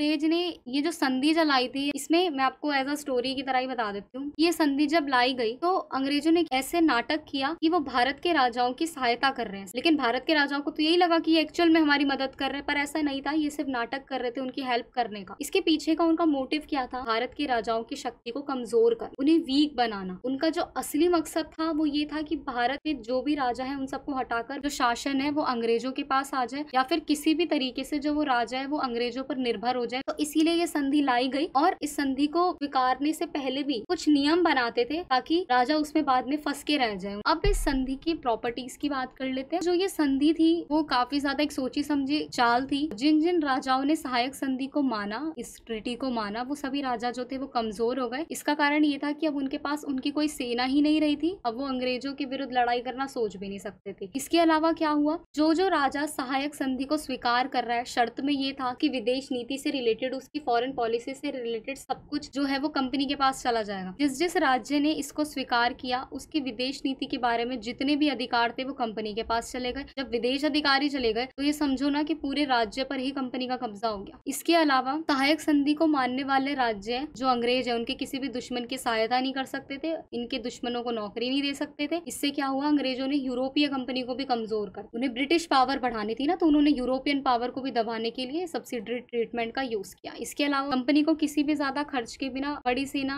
नहीं रख सकते थे ये लोग। अब सेना पर जो पूरा नियंत्रण होता था वो कंपनी का ही होता था। कंपनी सेना पर इन्वेस्ट करने के लिए राजा से ज्यादा धन लेती थी, धन ही ज्यादा लेने लग गए तो किंग्स थे वो वीक हो गए। अब इसके कुछ इफेक्ट्स की बात कर लेते हैं। सब्सिडरी ट्रीटी के दोष की अगर हम बात करें तो संधि अपनाने के बाद जितने भी राजा थे वो अंग्रेजों पर डिपेंड हो गए और उन्होंने अपनी स्वतंत्रता खो दी, वो पावरलेस हो गए, हेल्पलेस हो गए। इसके अलावा सब्सिडरी ट्रीटी को एक्सेप्ट करने के बाद कंपनी ने स्टेट के सारे इंटरनल अफेयर्स पर भी धीरे धीरे कंट्रोल करना शुरू कर दिया। इसके अलावा इस संधि ने राजा की जो इकोनॉमिक कंडीशन थी वो बिल्कुल ही खराब कर दी थी स्टेट्स की। जैसे जैसे जो अंग्रेज हैं उनका पावर इंक्रीज होती गई वैसे वैसे धन की मांग बढ़ती गई। अब राजा चाहे कितना भी दे दे लेकिन फिर भी कंपनी का खर्च पूरा नहीं हो रहा था। इससे राजा बिल्कुल ही बर्बाद होता जा रहा था। इसके अलावा जब सभी राज्यों ने इस संधि को स्वीकार कर लिया तो अंग्रेजों को भारतीय राजाओं को हटाने में मुश्किल बिल्कुल नहीं, तुरंत हटा दिया। राज्यों का जितना भी इंडियन एडमिनिस्ट्रेशन था वो पूरा बर्बाद हो गया, सारा प्रशासन खराब हो गया। अगर कोई आवाज भी उठाता तो अंग्रेजों द्वारा उसे मार दिया जाता। इस संधि को करने से क्या हुआ, भारतीय राज्यों का अपना जो गौरव था, अपनी जो आइडेंटिटी थी, प्राइडनेस थी, सब कुछ खत्म हो गई। और जो ये इंडियन सोल्जर्स थे वो फाइनेंशियली और मेंटली तरीके से बिल्कुल कमजोर हो गए। कह सकते हैं जो सहायक संधि थी वो एक ऐसा वेपन था जिसने पूरे भारत को ही कमजोर कर दिया और पूरे भारत के प्रशासन को बर्बाद करके रख दिया। नेक्स्ट क्वेश्चन है, what method did the British adopt to the establish their rule in India. Bharat में अपना शासन स्थापित करने के लिए अंग्रेजों ने कौन कौन से तरीके अपनाए? बहुत सारे तरीके अपनाए थे, जिनमें से एक है ट्रेड एंड कॉमर्स, व्यापार और वाणिज्य जिसे हम कहते हैं। ब्रिटिश ईस्ट इंडिया कंपनी ने भारत में व्यापार के माध्यम से आए थे कि हम तो सिर्फ ट्रेड करने आ रहे हैं, और धीरे धीरे वो यहाँ पर बस गए थे। जब वो ट्रेड करने आए तो वो भारत से क्लोथ, स्पाइसेस और भी चीजों की मांग को उन्होंने बढ़ाया। अब Indian textile species, other textile यहाँ से ब्रिटेन में सप्लाई करनी शुरू करी। इसके बाद स्ट्रेटेजिक रूल यानी कि सामरिक शासन, जो ब्रिटिशर्स थे उन्होंने कई सारे समझौते किए, कई सारी संधियां चलाई, जिससे अब वो अपना अधिकार यहाँ पर बढ़ाने लग गए थे। स्ट्रेटेजिक रूल में आप सब्सिडरी ट्रीटी को भी एक एग्जांपल मान सकते हो जो मैंने अभी आपको एक्सप्लेन करी। उसके बाद partition and remission of state, विभाजन और राज्यों के छुट्टे। ब्रिटिश लोगों ने क्या किया, भारत के जो बड़े बड़े साम्राज्य थे उनका विभाजन किया और विभाजन करके उस बड़े से साम्राज्य को अलग अलग राज्यों में बांट दिया। वहाँ पर अलग अलग शासन करने के लिए लोगों को बिठा दिया, जिससे भारत की जो समृद्धि थी, जो एकता थी, वो कमजोर हो गई। इसके अलावा लीगल एंड एडमिनिस्ट्रेटिव चेंजेस, कुछ कानूनी और प्रशासनिक बदलाव किए गए। उन्होंने भारत में अपने कानूनों को, अपनी मॉडर्न एजुकेशन को लागू किया, जिससे वो अपना शासन अपने ही अकॉर्डिंग चला सके। देन नेक्स्ट है विनिंग सपोर्ट यानी कि समर्थन जीतना। ब्रिटिश सरकार ने भारत के सामाजिक, धार्मिक और राजनीतिक तरीकों से समर्थन जीतने के लिए, सपोर्ट को पाने के लिए कई सारे तरीकों का उपयोग किया। तो इस तरीके से ये कुछ मेथड्स थे जिससे ब्रिटिश गवर्नमेंट ने अपना रूल जो है वो इंडिया में स्टैब्लिश किया। लेसन नंबर 17 क्वेश्चन है, in which area was the ryotwari system first started. इस क्षेत्र में सर्वप्रथम रैयतवाड़ी प्रथा का आरंभ हुआ। जो रैयतवाड़ी सिस्टम था वो सबसे पहले 1792 में मद्रास प्रेसिडेंसी के बारामहल जिले में लागू किया गया था। इस व्यवस्था को कर्नल रीड ने लागू किया था। 1820 में मद्रास के तत्कालीन गवर्नर थॉमस मुनरो ने इसे पूरे मद्रास में लागू कर दिया गया था। रैयतवाड़ी जो व्यवस्था थी वो एक लैंड रेवेन्यू सिस्टम था, यानी कि भू राजस्व प्रणाली थी, जो कि मद्रास, बॉम्बे और असम के कुछ भागों में लागू की गई थी। 51% of the land came under the ryotwari system. System यानी कि रैयतवाड़ी व्यवस्था के अंदर 51% भूमि का भाग आता था। इस व्यवस्था के अंदर रैयतों यानी कि किसानों को मालिकाना हक जो ऑनरशिप होती है लैंड की वो दे दी गई थी। नेक्स्ट क्वेश्चन है what were the 3 faces of British colonialism in India? Bharat में ब्रिटिश उपनिवेशवाद के 3 चरण कौन कौन से थे? फर्स्ट स्टेप की शुरुआत हो गई थी प्लासी के युद्ध के बाद से, जब ईस्ट इंडिया कंपनी ने भारतीय व्यापार के नाम पर पूरे भारत में कब्जा कर लिया। इसके बाद उपनिवेशवाद के प्रथम चरण में कंपनी ने ब्रिटेन तथा यूरोप के अन्य देशों पर कम कीमत पर तैयार भारतीय माल का निर्यात कर अच्छी कीमत वसूली। इसके अलावा शुरू में तो जो कंपनी है उसका पूरा ध्यान आर्थिक लूट पर ही था, इसीलिए व्यापार के अधिकार के चक्कर में वो पुर्तगाल, डच और फ्रांसीसी कंपनियों से कई सारे युद्ध में युद्ध कर रही थी। सेकंड फेज की बात करूँ तो इसे इंडस्ट्रियल कैपिटलिज्म का जो एरा है वो कहा जाता है। उपनिवेशवाद का द्वितीय चरण ये 1813 से 1858 तक माना जाता है। 1813 में भारत में व्यापार से कंपनी का एकाधिकार जो था वो समाप्त हो गया था। इसके बाद भारत में औद्योगिक पूंजीवाद द्वारा भारत के लिए एक नए शोषण किया गया। इंग्लैंड में जो औद्योगिक क्रांति आई थी उसे ध्यान में रखकर भारत के लिए नीतियां बनाई गई और इंग्लैंड में बड़े पैमाने पर उद्योगों की स्थापना की गई। 1765 से 1785 के बीच में बहुत सारे वैज्ञानिक आविष्कार हुए, जैसे कि कटाई की machine, steam engine, power loom, water frame, ये सब कुछ बनाया गया। इंडस्ट्रीज को एस्टैब्लिशमेंट किया गया। ये सब तो कर रहे थे, लेकिन दूसरी और इन्हें कारखाने की जरूरत हुई जहाँ पे निर्मित उत्पादों की बिक्री की जा सके, जहाँ पे बड़े बाजार की आवश्यकता यहाँ पर देखने को मिली। जो ये सारी नीड्स, ये सारी जो आवश्यकता आ रही थी, उन सभी आवश्यकताओं की पूर्ति के लिए ब्रिटिश ने भारत में नई जो नीतियां थी वो लागू कर दी थी। इसके अलावा 1813 में एक चार्टर एक्ट पारित किया गया ब्रिटेन द्वारा और भारत के प्रति इन्होंने मुक्त व्यापार की नीति अपनाई। मुक्त व्यापार की फ्री ट्रेड पॉलिसी अपनाई गई। इसके द्वारा क्या किया गया, चाय और चीन से व्यापार को छोड़कर कंपनी ने क्या बोला कि अब भारत से हम जितना भी व्यापार करेंगे वो फ्री में हो सकता है, यानी कि अब कोई भी ब्रिटिश व्यापारी आ सकता है, भारत आओ, कच्चे माल को निर्यात करो। यानी कि अब जो भारत था वो सिर्फ एक एक्सपोर्टर ही बन के रह गया था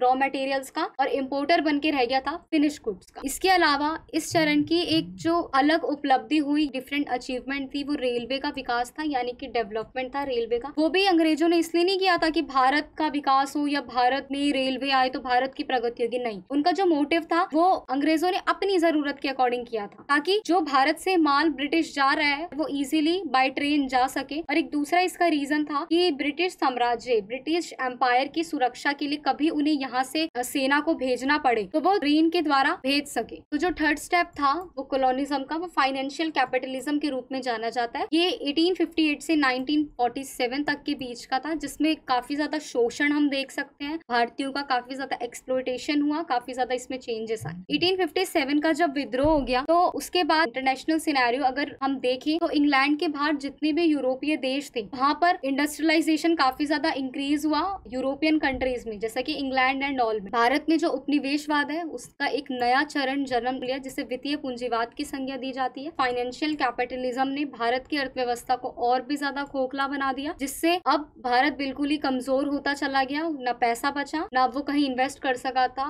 at the end, in conclusion, we can say that कि भारत जो था अब वो पूरा बर्बाद हो गया। चैप्टर नंबर 18 से क्वेश्चन है, which was the first newspaper of India and when was it published? Bharat का पहला समाचार पत्र कौन सा था और ये कब प्रकाशित? भारत का जो पहला समाचार पत्र था वो बंगाल गजट था, जो कि कोलकाता में पब्लिश हुआ था 29 जनवरी 1780 को। किसने शुरू किया था? ये जेम्स ऑगस्टस हिकी ने इसे शुरू किया था। ये भारत की पहली प्रिंटेड न्यूज मैगजीन थी, यानी कि पहली समाचार पत्रिका थी जो प्रिंटेड फॉर्म में थी, और ये एक वीकली पेपर था, यानी कि साप्ताहिक पेपर था, और इंग्लिश लैंग्वेज में जो है ये पब्लिश होता था। नेक्स्ट क्वेश्चन है, what do you understand by Hunter Commission? Discuss what it was related to. Hunter Commission से आप क्या समझते हैं, ये किससे संबंधित था? देखो, हंटर कमीशन जो था वो स्टेब्लिश हुआ था 1882 में। किसकी लीडरशिप के अंदर, यानी कि किसके नेतृत्व में? डब्ल्यू हंटर के नेतृत्व में। और ये वुड डिक्लेरेशन था, ये जो वुड घोषणा पत्र था, ये एजुकेशन की प्रोग्रेस के रिव्यू के लिए था। बेसिकली ये फोकस कर रहा था प्राइमरी और सेकेंडरी एजुकेशन पे। स्पेशली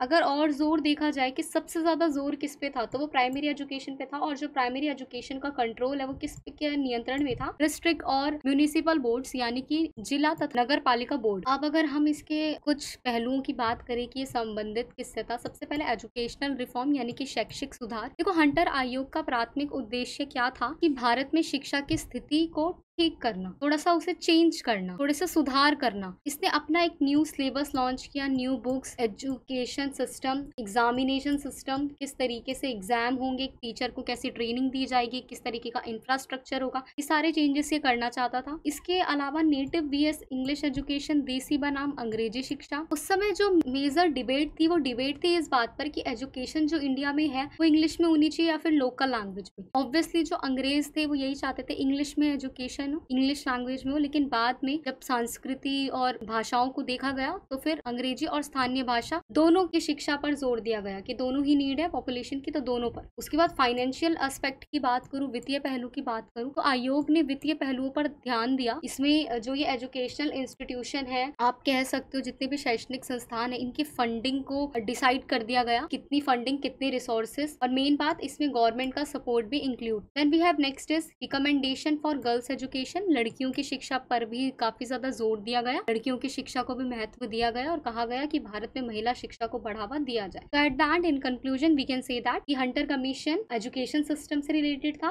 भारत में इंडिया का जो एजुकेशन सिस्टम है उसकी डेवलपमेंट से रिलेटेड था, और ये कुछ रिफॉर्म्स चाहते थे, कुछ पॉजिटिव चेंजेस चाहते थे हमारी एजुकेशन के अंदर, इसीलिए ये लाया गया था। नेक्स्ट क्वेश्चन है underline the importance of would manifesto in guiding policy in India, यानी कि भारत में शिक्षा नीति के निर्देशन में वुड के घोषणा पत्र की महत्वता को बताना है। देखो 19वीं शताब्दी में शिक्षा जो है वो काफी ज्यादा इंपॉर्टेंट थी, काफी ज्यादा आप कह रहे हो कि अंग्रेजी शिक्षा का विकास जो था वो सबसे महत्वपूर्ण पार्ट चार्ल्स वुड द्वारा ये तैयार किया गया था। 1854 में इसे इशू किया गया और इसे वुड डिक्लेरेशन के नाम से भी जाना जाता है। अब इसकी विशेषता की बात करें, इसका पर्पस क्या था कि जो एजुकेशन है इंडिया के अंदर उसे कैसे स्प्रेड किया जाए। It consider the population of education in India to be spread of European knowledge, यानी कि इसने भारत की शिक्षा का उद्देश्य यूरोपीय ज्ञान के प्रसार को माना। इसके अलावा जो मीडियम था शिक्षा का वो अंग्रेजी ही रहेगी, लेकिन स्थानीय भाषा भी माध्यम रहेगी। यूरोपियन लोगों को भी यूरोपियन ज्ञान भी जन सामान्य तक पहुंच सके, इसीलिए स्थानीय भाषा भी रहेगी। इसके अलावा स्कूल्स को कैटेगरीज में बांट दिया, जैसे कि जो प्राइमरी स्कूल्स हैं विलेज लेवल पर, यानी कि देशी भाषा की जो प्राथमिक पाठशालाएं होंगी वो गांव के स्तर पर, फिर जो माध्यमिक स्तर होगा वहाँ पर एंग्लो लैंग्वेज का यूज होगा, फिर यानी कि उच्च विद्यालय आप जिसे कहते हो। उसके बाद जिला स्तर पर महाविद्यालय यानी कि कॉलेजेस एट डिस्ट्रिक्ट लेवल। उसके बाद first time government grant to encourage private effort in education sector, पहली बार ऐसा हुआ कि शिक्षा के क्षेत्र में निजी प्रयासों को प्रोत्साहित करने के लिए सरकारी जो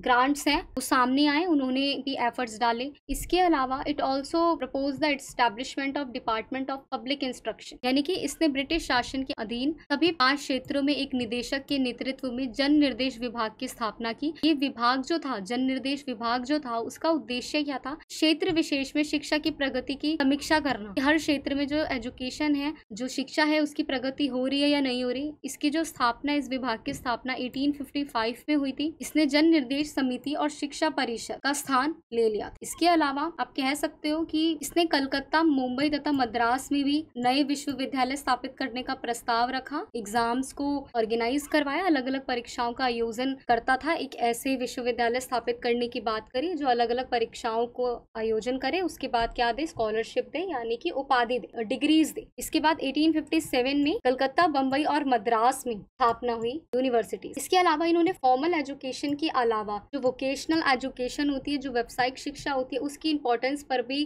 काफी ज्यादा स्ट्रेस डाला और आप कह सकते हो उसकी व्यावसायिक शिक्षा पर भी महत्व दिया। इसके अलावा जो तकनीकी स्कूल होते हैं, जो महाविद्यालय होते हैं, टेक्निकल स्कूल्स, कॉलेजेस, उनको भी लॉन्च किया। फिर एट द एंड वही कि इन्होंने वुमेन की एजुकेशन पर काफी ज्यादा सपोर्ट किया। इन्होंने काफी ज्यादा मॉडर्न गर्ल्स स्कूल्स को ओपन किया ताकि उन्हें भी जो है वो शिक्षा जो है वो मिल सके। तो आप कह सकते हो कि जो वुड का घोषणा पत्र आया था, जो ये वुड मैनिफेस्टो था, ये इंडियन एजुकेशन की डेवलपमेंट के लिए काफी ज्यादा इंपॉर्टेंट था। इसमें कई सारे ऐसे परिवर्तन किए गए, हाँ हालांकि कुछ कमियां भी थी, लेकिन ऐसे परिवर्तन किए गए जिससे इंडिया का जो एजुकेशन सिस्टम है वो थोड़ा बदला जा सके। लेसन नंबर 21 से क्वेश्चन है, when was the Indian National Congress formed, which British officer played an important role in its formation, यानी कि भारतीय राष्ट्रीय कांग्रेस का गठन कब हुआ था, किस ब्रिटिश अधिकारी ने इसके गठन में महत्वपूर्ण भूमिका जो है वो निभाई थी। देखो भारतीय राष्ट्रीय कांग्रेस के गठन की बात करें तो ये 1885 में बनी थी। इसमें 72 पॉलिटिकल अवेयर एजुकेटेड इंडियंस थे। और अगर बात करें कि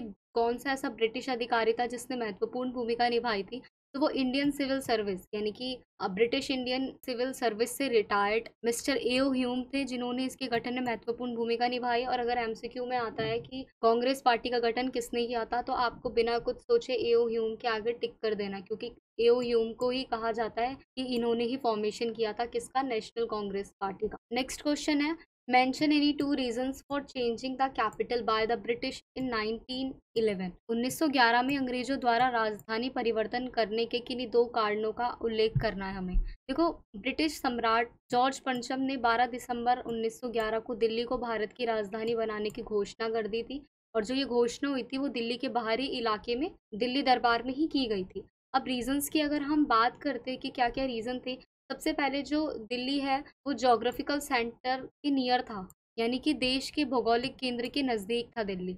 इसके अलावा दिल्ली पहले भी कई साम्राज्यों का आर्थिक और राजनीतिक केंद्र रह चुकी थी, यानी कि काफ़ी ज़्यादा जो एम्पायर्स थे उन्होंने इकोनॉमिक और पॉलिटिकल सेंटर दिल्ली को ही बनाया था, इसीलिए अंग्रेजों ने ऐसा किया। इसके अलावा कलकत्ता में जो राष्ट्रवादी आंदोलन बढ़ रहा था, उसकी वजह से भी इसे चेंज किया गया। नेक्स्ट क्वेश्चन है, व्हाट इज द कामगाटा मारू इंसिडेंस, यानी कि कामागाटा मारू की घटना है वो क्या है। देखो, जो कामागाटा मारू की घटना हुई थी वो 1914 में हुई थी। इस घटना में क्या हुआ था कि 376 इंडियंस को एक जापानीज शिप में बोर्ड किया गया और उन्हें क्या बोला गया कि आपको कनाडा में प्रवास करवाया जाएगा, यानी कि इमिग्रेट करवाया जा रहा था, उन्हें वहां छोड़ा जा रहा था। अब हुआ क्या, जो ये 376 लोग गए थे इसमें से सिर्फ 24 लोग ही हैं वो कनाडा में रखे गए, बाकी सबको वापस भेज दिया गया। अब मैं आपको एक स्टोरी की तरह ये बता देती हूँ, आप बस सुनो। क्या हुआ था, जो ये जहाज था, जिस जहाज में ये लोग गए, जिसने उस जहाज को किराए पर लिया था, उनका नाम था गुरदीप सिंह। गुरदीप सिंह गदर पार्टी के नेता थे और ये स्वतंत्रता आंदोलन में भी शामिल थे। अब 4 मार्च 1914 को ये जहाज 375 लोगों को लेकर वैंकूवर कनाडा के लिए चला गया। अब क्या हुआ, जब 23 मई को जब ये जहाज कनाडा पहुंचा तो अंग्रेजों ने क्या किया, सिर्फ 24 लोगों को उतारा और बाकी को ना जबरदस्ती वापस भेज दिया। अब क्या हुआ, जो ये अंग्रेज के अधिकारी थे, जो अथॉरिटीज थी, उन्होंने जहाज में खाना और पानी पहुंचाने पर भी रोक लगा दी। अब 2 महीने तक बेचारे 300 से ऊपर लोग बिना खाना और बिना पानी के जहाज पर रहे और वापस आए। लेकिन इससे भी ज्यादा बुरा तो इन्होंने तब किया जब ये जहाज में जो ये 340 सिख थे, 24 मुसलमान थे, 12 हिंदू थे और बाकी के जो ब्रिटिश अधिकारी थे, जब ये सब 27 सितंबर 1914 को वापस आए, जब कोलकाता के बजबज घाट पर ये जहाज पहुंचा, तब अंग्रेजों ने फायरिंग कर दी और फायरिंग में 19 लोगों की मौके पर ही मौत हो गई। इस घटना के बाद जो आज़ादी की लहर थी उसको और तेजी मिल गई और लोगों के मन में जो आक्रोश था, जो गुस्सा था, वो और ज्यादा बढ़ गया। चैप्टर नंबर 28 से क्वेश्चन है, discuss the progress of art and literature in the 20th century, यानी कि 20वीं शताब्दी में कला और साहित्य की क्या क्या उन्नति हुई थी उसके बारे में हमें डिस्कशन करना है। 20वीं शताब्दी में कला के रूप जैसे कि चित्रकला हो गई, संगीत साहित्य यानी कि पेंटिंग, म्यूजिक, लिटरेचर और भी कई न्यू आर्टिस्टिक मीडियम जैसे कि सिनेमा और रिकॉर्डेड म्यूजिक, इन सबका काफी ज्यादा इवोल्यूशन हुआ, इनकी मतलब महत्वपूर्ण प्रगति हुई। ठीक है, अब हम बात करते हैं कि कैसे हुई। सबसे पहले तो मॉडर्निज्म यानी कि आधुनिकतावाद। जो मॉडर्निज्म था वो 19th सेंचुरी के एंड में आया और 20वीं सदी की शुरुआत तक यानी कि 20th सेंचुरी की स्टार्टिंग तक ये जारी रहा। इसमें क्या हुआ कि ट्रेडिशनल, आर्टिस्टिक और लिटरली को काफी ज्यादा बढ़ाया गया। कला के जो ट्रेडिशनल मेथड होते हैं, जो पारंपरिक तरीके होते हैं, उनको और भी अच्छा बनाया गया, उन्हें काफी ज्यादा रिफाइन किया गया। जबकि कुछ बोल्ड एक्सपेरिमेंट्स, उनको बार बार अटेम्प्ट किया गया, यानी कि अटेम्प्टेड अगेन एंड अगेन, बार बार उन्हें दोहराने का प्रयास किया गया ताकि और अच्छे से बने। कई सारी जो शैलियां, कई सारे जो स्टाइल्स हैं, कई सारे ट्रेंड है, वो भी इसके अंदर डेवलप हुए। इसका एक एग्जांपल देती हूँ मैं आपको। सम ऑफ द ग्रेट मॉडर्निस्ट जिसने अपने खुद के स्टाइल को डेवलप किया और उसे एक ट्रेंड बनाया, वो थे Spanish painter Pablo Picasso, who was famous for presenting multi dimensional images of figures in painting, जिन्होंने चित्रकारी में आकृति के बहुआयामी चित्र बनाए और ये काफी ज्यादा प्रसिद्ध हुए। नेक्स्ट है through the style of social realism, यानी कि सामाजिक यथार्थवाद की शैली। इसमें आर्टिस्ट की एक अनदर क्लास का जन्म हुआ जिन्होंने अपनी तरीके की कलाकृति बनाई, सोशल चेंजेस किए, जिनमें थे एक नॉवलिस्ट बार्टोल ब्रेcht जो कि जर्मनी के थे, दूसरे थे जॉर्ज बर्नार्ड शॉ, ये ब्रिटेन के थे, और मैक्सिम गोर्की रशिया के थे। कुछ पोइट्स का जन्म हुआ, अलेक्जेंडर ब्लॉक। इन सब ने बहुत अच्छी पोइट्स और राइटिंग्स लिखी जिन्होंने हमारे समाज में एक ट्रांसफॉर्मेशन कर दिया। इसके बाद आता है बोल्शेविक क्रांति और सोवियत संघ के गठन, यानी कि the Bolshevik revolution and formation of the Soviet union. इसने भी बहुत सारे लोगों को प्रेरित किया और जो कि गैर कम्युनिस्ट देश थे,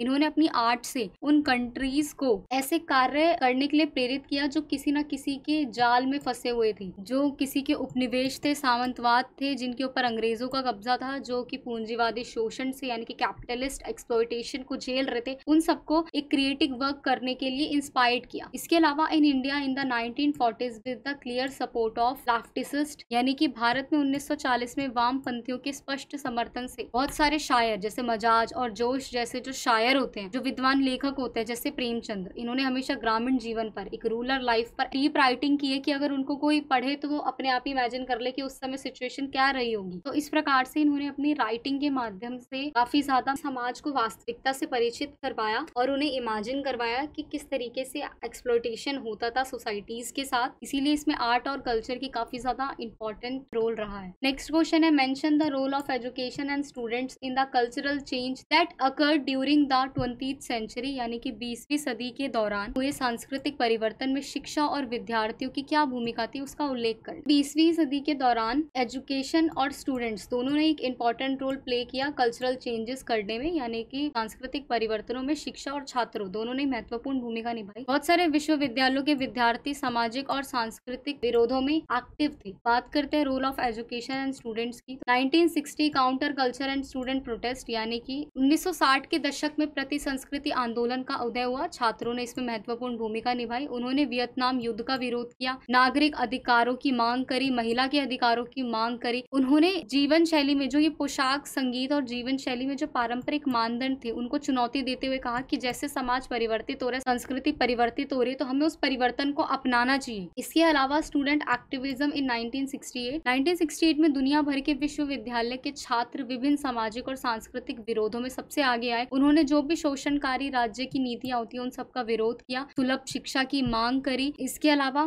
आप ये नहीं कह सकते कि सिर्फ डोमेस्टिक चीजों को ही बोल रहे हैं, नहीं, उन्होंने डोमेस्टिक इशू के साथ साथ इंटरनेशनली जो इश्यूज होते थे उनसे भी कनेक्ट किया। वो वैश्विक एकजुटता की भावना कर रहे थे, वो समान उद्देश्य से प्रेरित थे, वो एक सांस्कृतिक बदलाव चाहते थे, चेंजेस को अपनाना चाहते थे। जो ये वियतनाम में हो रहा था, जो अमेरिका इंटरवेंशन कर रहा था, वियतनाम के अंदर घुस रहा था, जबरदस्ती हस्तक्षेप कर रहा था, ये उन सारी गतिविधियों का विरोध कर रहे थे। लेसन नंबर 29 की बात करें तो इससे क्वेश्चन है, what is Rigveda, in what context was the word king use in it, यानी कि ऋग्वेद क्या है, इसमें राजा शब्द का प्रयोग किस संदर्भ में किया गया है। देखो, ऋग्वेद 1800 से 1000 ईसा पूर्व के बीच लिखा गया था। इसमें स्त्रोत का कलेक्शन है, यानी कि स्त्रोत का संग्रह है, जिसमें विभिन्न देवताओं जैसे कि अग्नि, इंद्र, सोम, इनसे संबंधित क्या है, अलग अलग स्त्रोत हैं। ठीक है, अब इसमें अगर हम बात करें, जो ये स्त्रोत हैं वो किसके द्वारा लिखे जाते थे, वो प्रिस्ट यानी कि पुजारी या फिर पुरोहितों द्वारा लिखे जाते थे या उनके द्वारा इनकी रचना की जाती थी।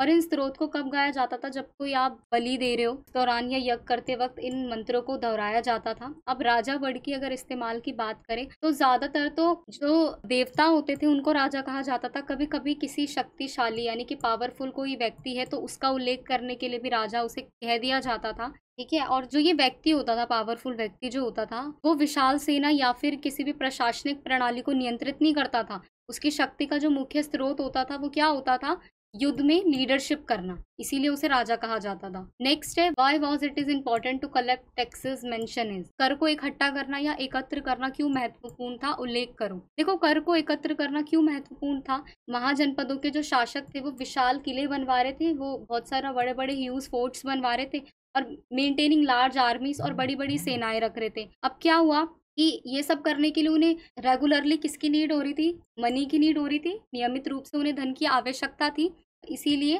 टैक्स का कलेक्शन करना काफी ज्यादा इंपॉर्टेंट हो गया। अब टैक्स को कलेक्ट करने के जो डिफरेंट तरीके थे वो क्या क्या थे, अगर हम उसकी बात करें, सबसे ज्यादा जो टैक्स था वो क्रॉप्स पे था, फसल पे था, क्योंकि ज्यादातर लोग देखो किसान थे, फार्मर थे और फसलों को बचाने के लिए राजाओं पर जो किसान थे वो डिपेंड रहते थे। कहा जाता है कि भूमि के उत्पादन का यानी कि जो फसल उगी है उसमें से 1/6 भाग जो होता था वो टैक्स के रूप में राजा के पास जाता था। इसके बाद जो क्राफ्ट्स होते हैं यानी कि शिल्प होते हैं उन पर भी कर लगाया गया, लेकिन ये कर पैसे जैसा नहीं होता था, ये कर जो होता था वो लेबर की फॉर्म में होता था। इट मीन्स कि किसी भी बुनकर को या फिर किसी भी लोहार को, वीवर को या फिर ब्लैक स्मिथ को महीने में 1 दिन जाकर अपने राजा के लिए, अपनी गवर्नमेंट के लिए काम करना होता था। चारवाहे भी करते थे। इसके अलावा व्यापार में जो चीजें खरीदी जा रही है, बेची जा रही है, उन वस्तुओं पर भी क्या लगता था, टैक्स लगता था। तो इन कंक्लूजन में हम कह सकते हैं कि राजा वेतन देने के लिए भी टैक्स लगाता था, या फिर अपनी जरूरत जब बढ़ती थी राज्य में तब भी वो टैक्स लगाता था। अनाज पे, शिल्पकारों पर, हर जगह टैक्स लगता था। कभी कभी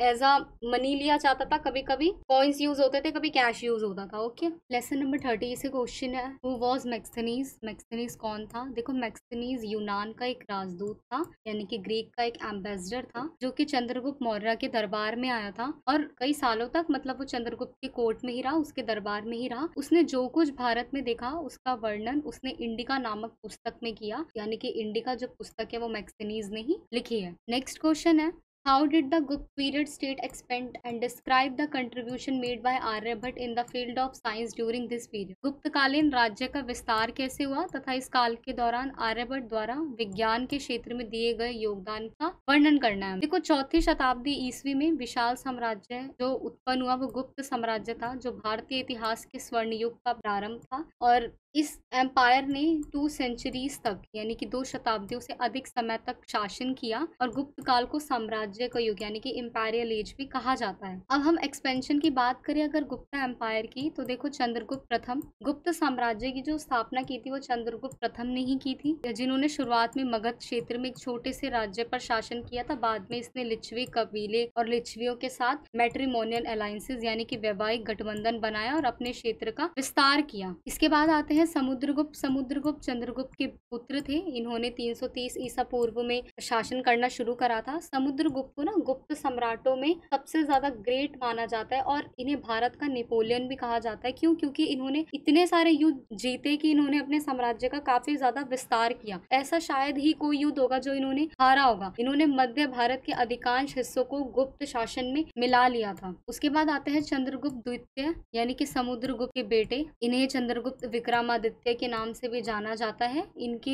इनके शासन काल में भी गुप्त साम्राज्य अपने चरम पर पहुंच गया था। इन्होंने भी मिलिट्री कॉन्क्वेस्ट और डिप्लोमेसी यानी कि कूटनीति द्वारा अपने साम्राज्य का काफी विस्तार किया। इन्होंने आर्ट और एजुकेशन का यानी कि कला और शिक्षा का काफी ज्यादा संरक्षण किया और इन्होंने कल्चरल और इंटेलेक्चुअल डेवलपमेंट भी करवाया, यानी कि सांस्कृतिक और बौद्धिक विकास में भी योगदान दिया। अब हम बात करते हैं कि आर्यभट्ट ने क्या क्या कॉन्ट्रीब्यूशन दिया विज्ञान के क्षेत्र में। देखो, आर्यभट्ट जिन्हें 5th सेंचुरी के मैथमेटिशियन के रूप में जाना जाता है, ये एक एस्ट्रोनॉमर थे, एस्ट्रोलॉजर थे और फिजिक्स में भी काफी ज्यादा एक्सपर्ट थे, यानी कि भौतिकी के भी ज्ञाता थे। He was a Pioneer in the field of mathematics. ये गणित के क्षेत्र में पथ प्रदर्शक थे। 23 साल के ही थे जब इन्होंने आर्यभट्टियम लिख दी थी। इसके अलावा अगर हम इनके स्कॉलरली वर्क की बात करें तो उसके 4 डिवीजन है, यानी कि 4 विभाग है। फर्स्ट सेक्शन की अगर बात करें तो फर्स्ट सेक्शन में इन्होंने डिस्क्राइब क्या किया है, method of representing large decimal number in characters, कि किस तरीके से हम जो बड़ी दशमलव संख्याएं होती हैं उनको वर्णों में प्रकट कर सकते हैं। इसके अलावा जो सेकंड डिपार्टमेंट था उसमें डिफिकल्ट क्वेश्चन पूछे गए मॉडर्न मैथमेटिक्स के,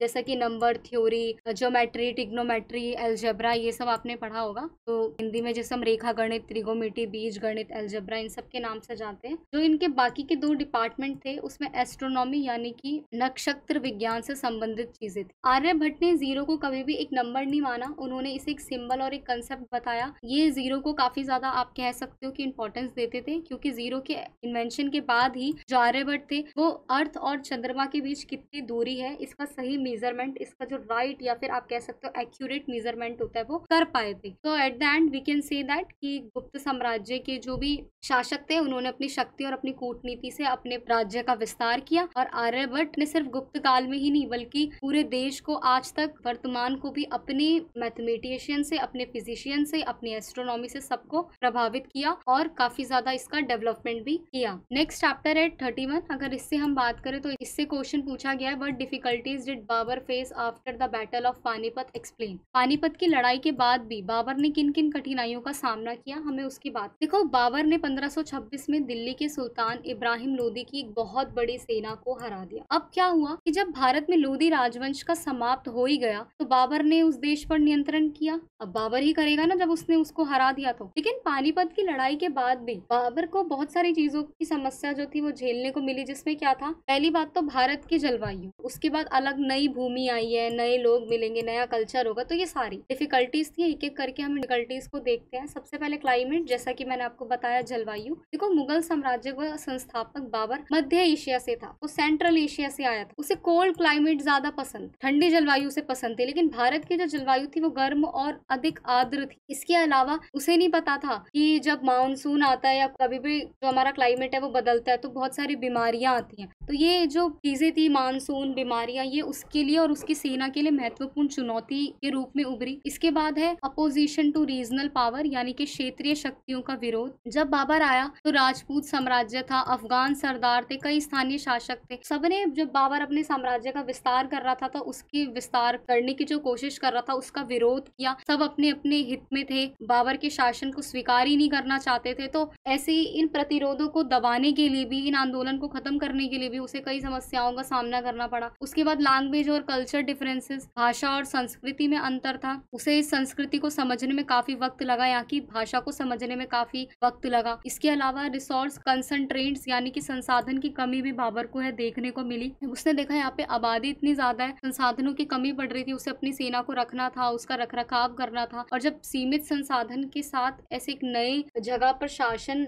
और साम्राज्य को स्थापित करना उसके लिए काफी चुनौती भरा रहा। उसके बाद रिबेलियन, यानी कि विद्रोह, जो कि मैंने आपको बताया कि स्थानीय विद्रोह उसे काफी ज्यादा देखने को मिले, कोई भी उसके शासन को स्वीकार नहीं कर रहा था, तो ये चीज जो थी वो हमें देखने को मिली। हालांकि in conclusion we can say that कि इतनी सारी डिफिकल्टीज के बाद भी बाबर ने एक ऐसा साम्राज्य स्थापित किया जो कई सालों तक चला। इसके बाद आप देख सकते हो हुमायूं, अकबर, जहांगीर, शाहजहां, कैसे इन सब ने मुगल साम्राज्य की नींव को आगे बढ़ाया, और भारत के इतिहास में सबसे प्रभावशाली और सबसे स्थायी साम्राज्यों में से एक जो था वो कौन था? मुगल साम्राज्य, जिसकी नींव रखी गई थी बाबर द्वारा। नेक्स्ट क्वेश्चन पूछा गया है, evaluate the rule of the Mughal during the 16th and 17th centuries, यानी कि 16वीं और 17वीं शताब्दी मुगलों के शासन का मूल्यांकन कर। देखो, बाबर 1526 में सेंट्रल एशिया से आया, मैंने बताया उसी ने मुगल वंश की स्थापना की। पूछा जाता है बार बार जो बाबर थे वो किस, मुगल जो आए थे वो किसके वंशज थे? तो वो तैमूर और चंगेज खान दोनों के वंशज थे, एक की साइड पिता की साइड से और एक माता की साइड से। अब हम मुगलों के शासन की अगर बात करें, देखो 1526 में बाबर आया, उसने सुल्तानों पर विजय प्राप्त कर ली, पंजाब से लेकर बंगाल तक जीत करी, लेकिन फिर भी कुछ विरोधी जो थे वो बचे रहे। 13 साल बाद अब क्या हुआ, एक अफगान सैनिक जो लोधी और बाबर के लिए युद्ध लड़ चुका था, उसने जौनपुर में अपनी फारसी तालीम का प्रदर्शन करने के लिए अपना नाम शेरशाह रख लिया, जिसने बंगाल और बिहार में एक नए वंश की स्थापना करने की घोषणा करी। लेकिन जैसे ही शेरशाह की मृत्यु हुई, हुमायूं ने दिल्ली को जीत लिया 1555 में, लेकिन एक एक्सीडेंट में हुमायूं की मौत हो गई और इसके बाद उनका बेटा अकबर आया।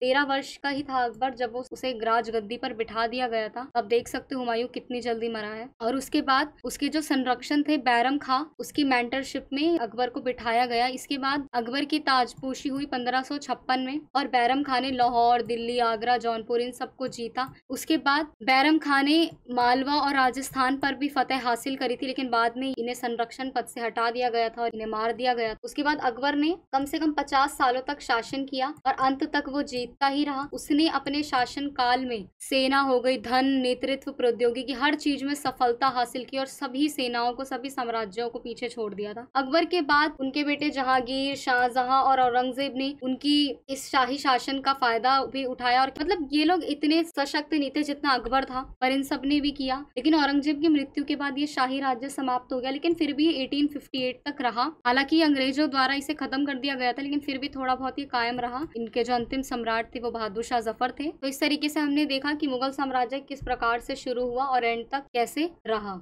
लेसन नंबर 32 की बात करते हैं, तो उससे क्वेश्चन है, discuss the changes in Indian society under the colonial state, यानी कि औपनिवेशिक राज्य के अंतर्गत भारतीय समाज में क्या क्या बदलाव आए थे। देखो, जब भारत में कॉलोनियल पीरियड चल रहा था, औपनिवेशिक काल था, तो भारतीय समाज में, चाहे वो सामाजिक आर्थिक रूप से देख लो, चाहे राजनीतिक स्तर पर देख लो, हर क्षेत्र में काफी ज्यादा बदलाव आए थे। अब हम बात कर लेते हैं इन चेंजेस की जो इंडियन सोसाइटी के अंदर हुए थे। सबसे जो मेन चेंज है वो क्या है कि British made in Indian society were all done on upper class. यानी कि ब्रिटिशों ने जो भी मुख्य बदलाव भारतीय समाज में किए वो सब उच्च वर्ग पर किए। जैसा कि उन्होंने अपनी व्यवहारिक तकनीकों द्वारा नौकरशाही को सैनिक स्थापना से बदल दिया, जो कि कानून व्यवस्था बनाए रखने में बहुत सक्षम थी, बहुत अच्छी बात थी। उच्च सरकारी दक्षता से राजकोषीय बोझ में भारी कमी आ गई, लेकिन राष्ट्रीय उत्पाद का एक सबसे बड़ा हिस्सा जो था वो जमींदार, पूंजीपति और जो भी न्यू प्रोफेशनल लोग होते थे, जो कैपिटलिस्ट होते थे, लैंडलॉर्ड्स होते थे, उन सब के लिए यूज होने लगा। इसके बाद उच्च वर्ग की कुछ आय ब्रिटेन को भेजी जाती थी। जो ये अपर क्लास कमाता था, जो इनकी इनकम होती थी, उसका कुछ पार्ट ब्रिटेन में भेजा जाता था, पर ज्यादातर देखो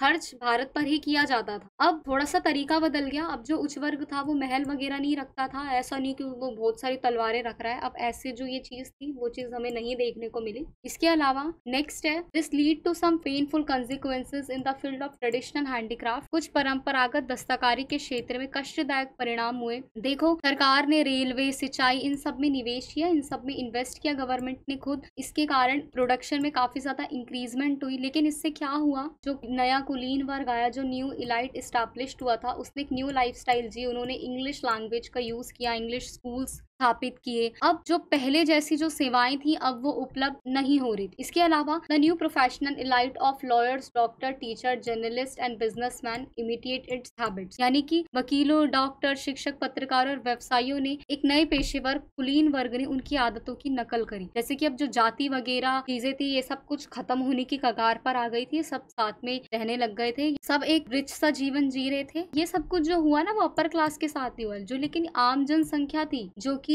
बिल्कुल नॉर्मल जो थी, उनके साथ इन्होंने कुछ भी नहीं किया। उनमें कोई बदलाव नहीं किया, कोई भी चेंज नहीं किया। जनरल पॉपुलेशन के लिए कोई भी चेंज नहीं किया इन्होंने। रूरल सोसाइटी में यानी कि ग्रामीण समाज में वही कास्ट सिस्टम रहा, वही अनटचेबल का स्टेटस रहा, वही सारी चीजें रही। लेकिन जो अपर क्लास है उसमें ये चीज हमें देखने को मिली। तो हम कंक्लूजन में कह सकते हैं कि जो भी चेंजेस हुए वो अपर क्लास में हुए, लेकिन कॉलोनिज्म के इन्फ्लुएंस में आके भारत ने ये जाना कि मॉडर्न थॉट्स क्या होते हैं, मॉडर्न आइडियाज क्या होता है, इंग्लिश लैंग्वेज क्या होती है। ये जो रेलवे है वो भी सबसे पहले वही ब्रिटिश लोग लेकर आए। भारत ने रेलवे का इन्वेंशन नहीं किया है, ब्रिटिश लोग लेकर आए। तो कुछ अच्छे कंसिक्वेंसेस भी हैं, कुछ गलत भी हैं। नेक्स्ट क्वेश्चन मैप से रिलेटेड है। मैप में फर्स्ट आपसे पूछा गया है, make the following with their names on the given outline map of India. आपको इंडिया का एक मैप दे रखा है, उसमें ये 5 पॉइंट पूछे हुए हैं, आपको वो सब बताना है। इसके लिए किसी भी मैप को सॉल्व करने से पहले आपको पता होना चाहिए कि कौन सा स्टेट इंडिया में कहाँ पर है। अगर आपको इंडिया का मैप ही नहीं पता, आपको यही नहीं पता कौन सा स्टेट कहाँ पर है, तो आप मैप को कभी फिल नहीं कर।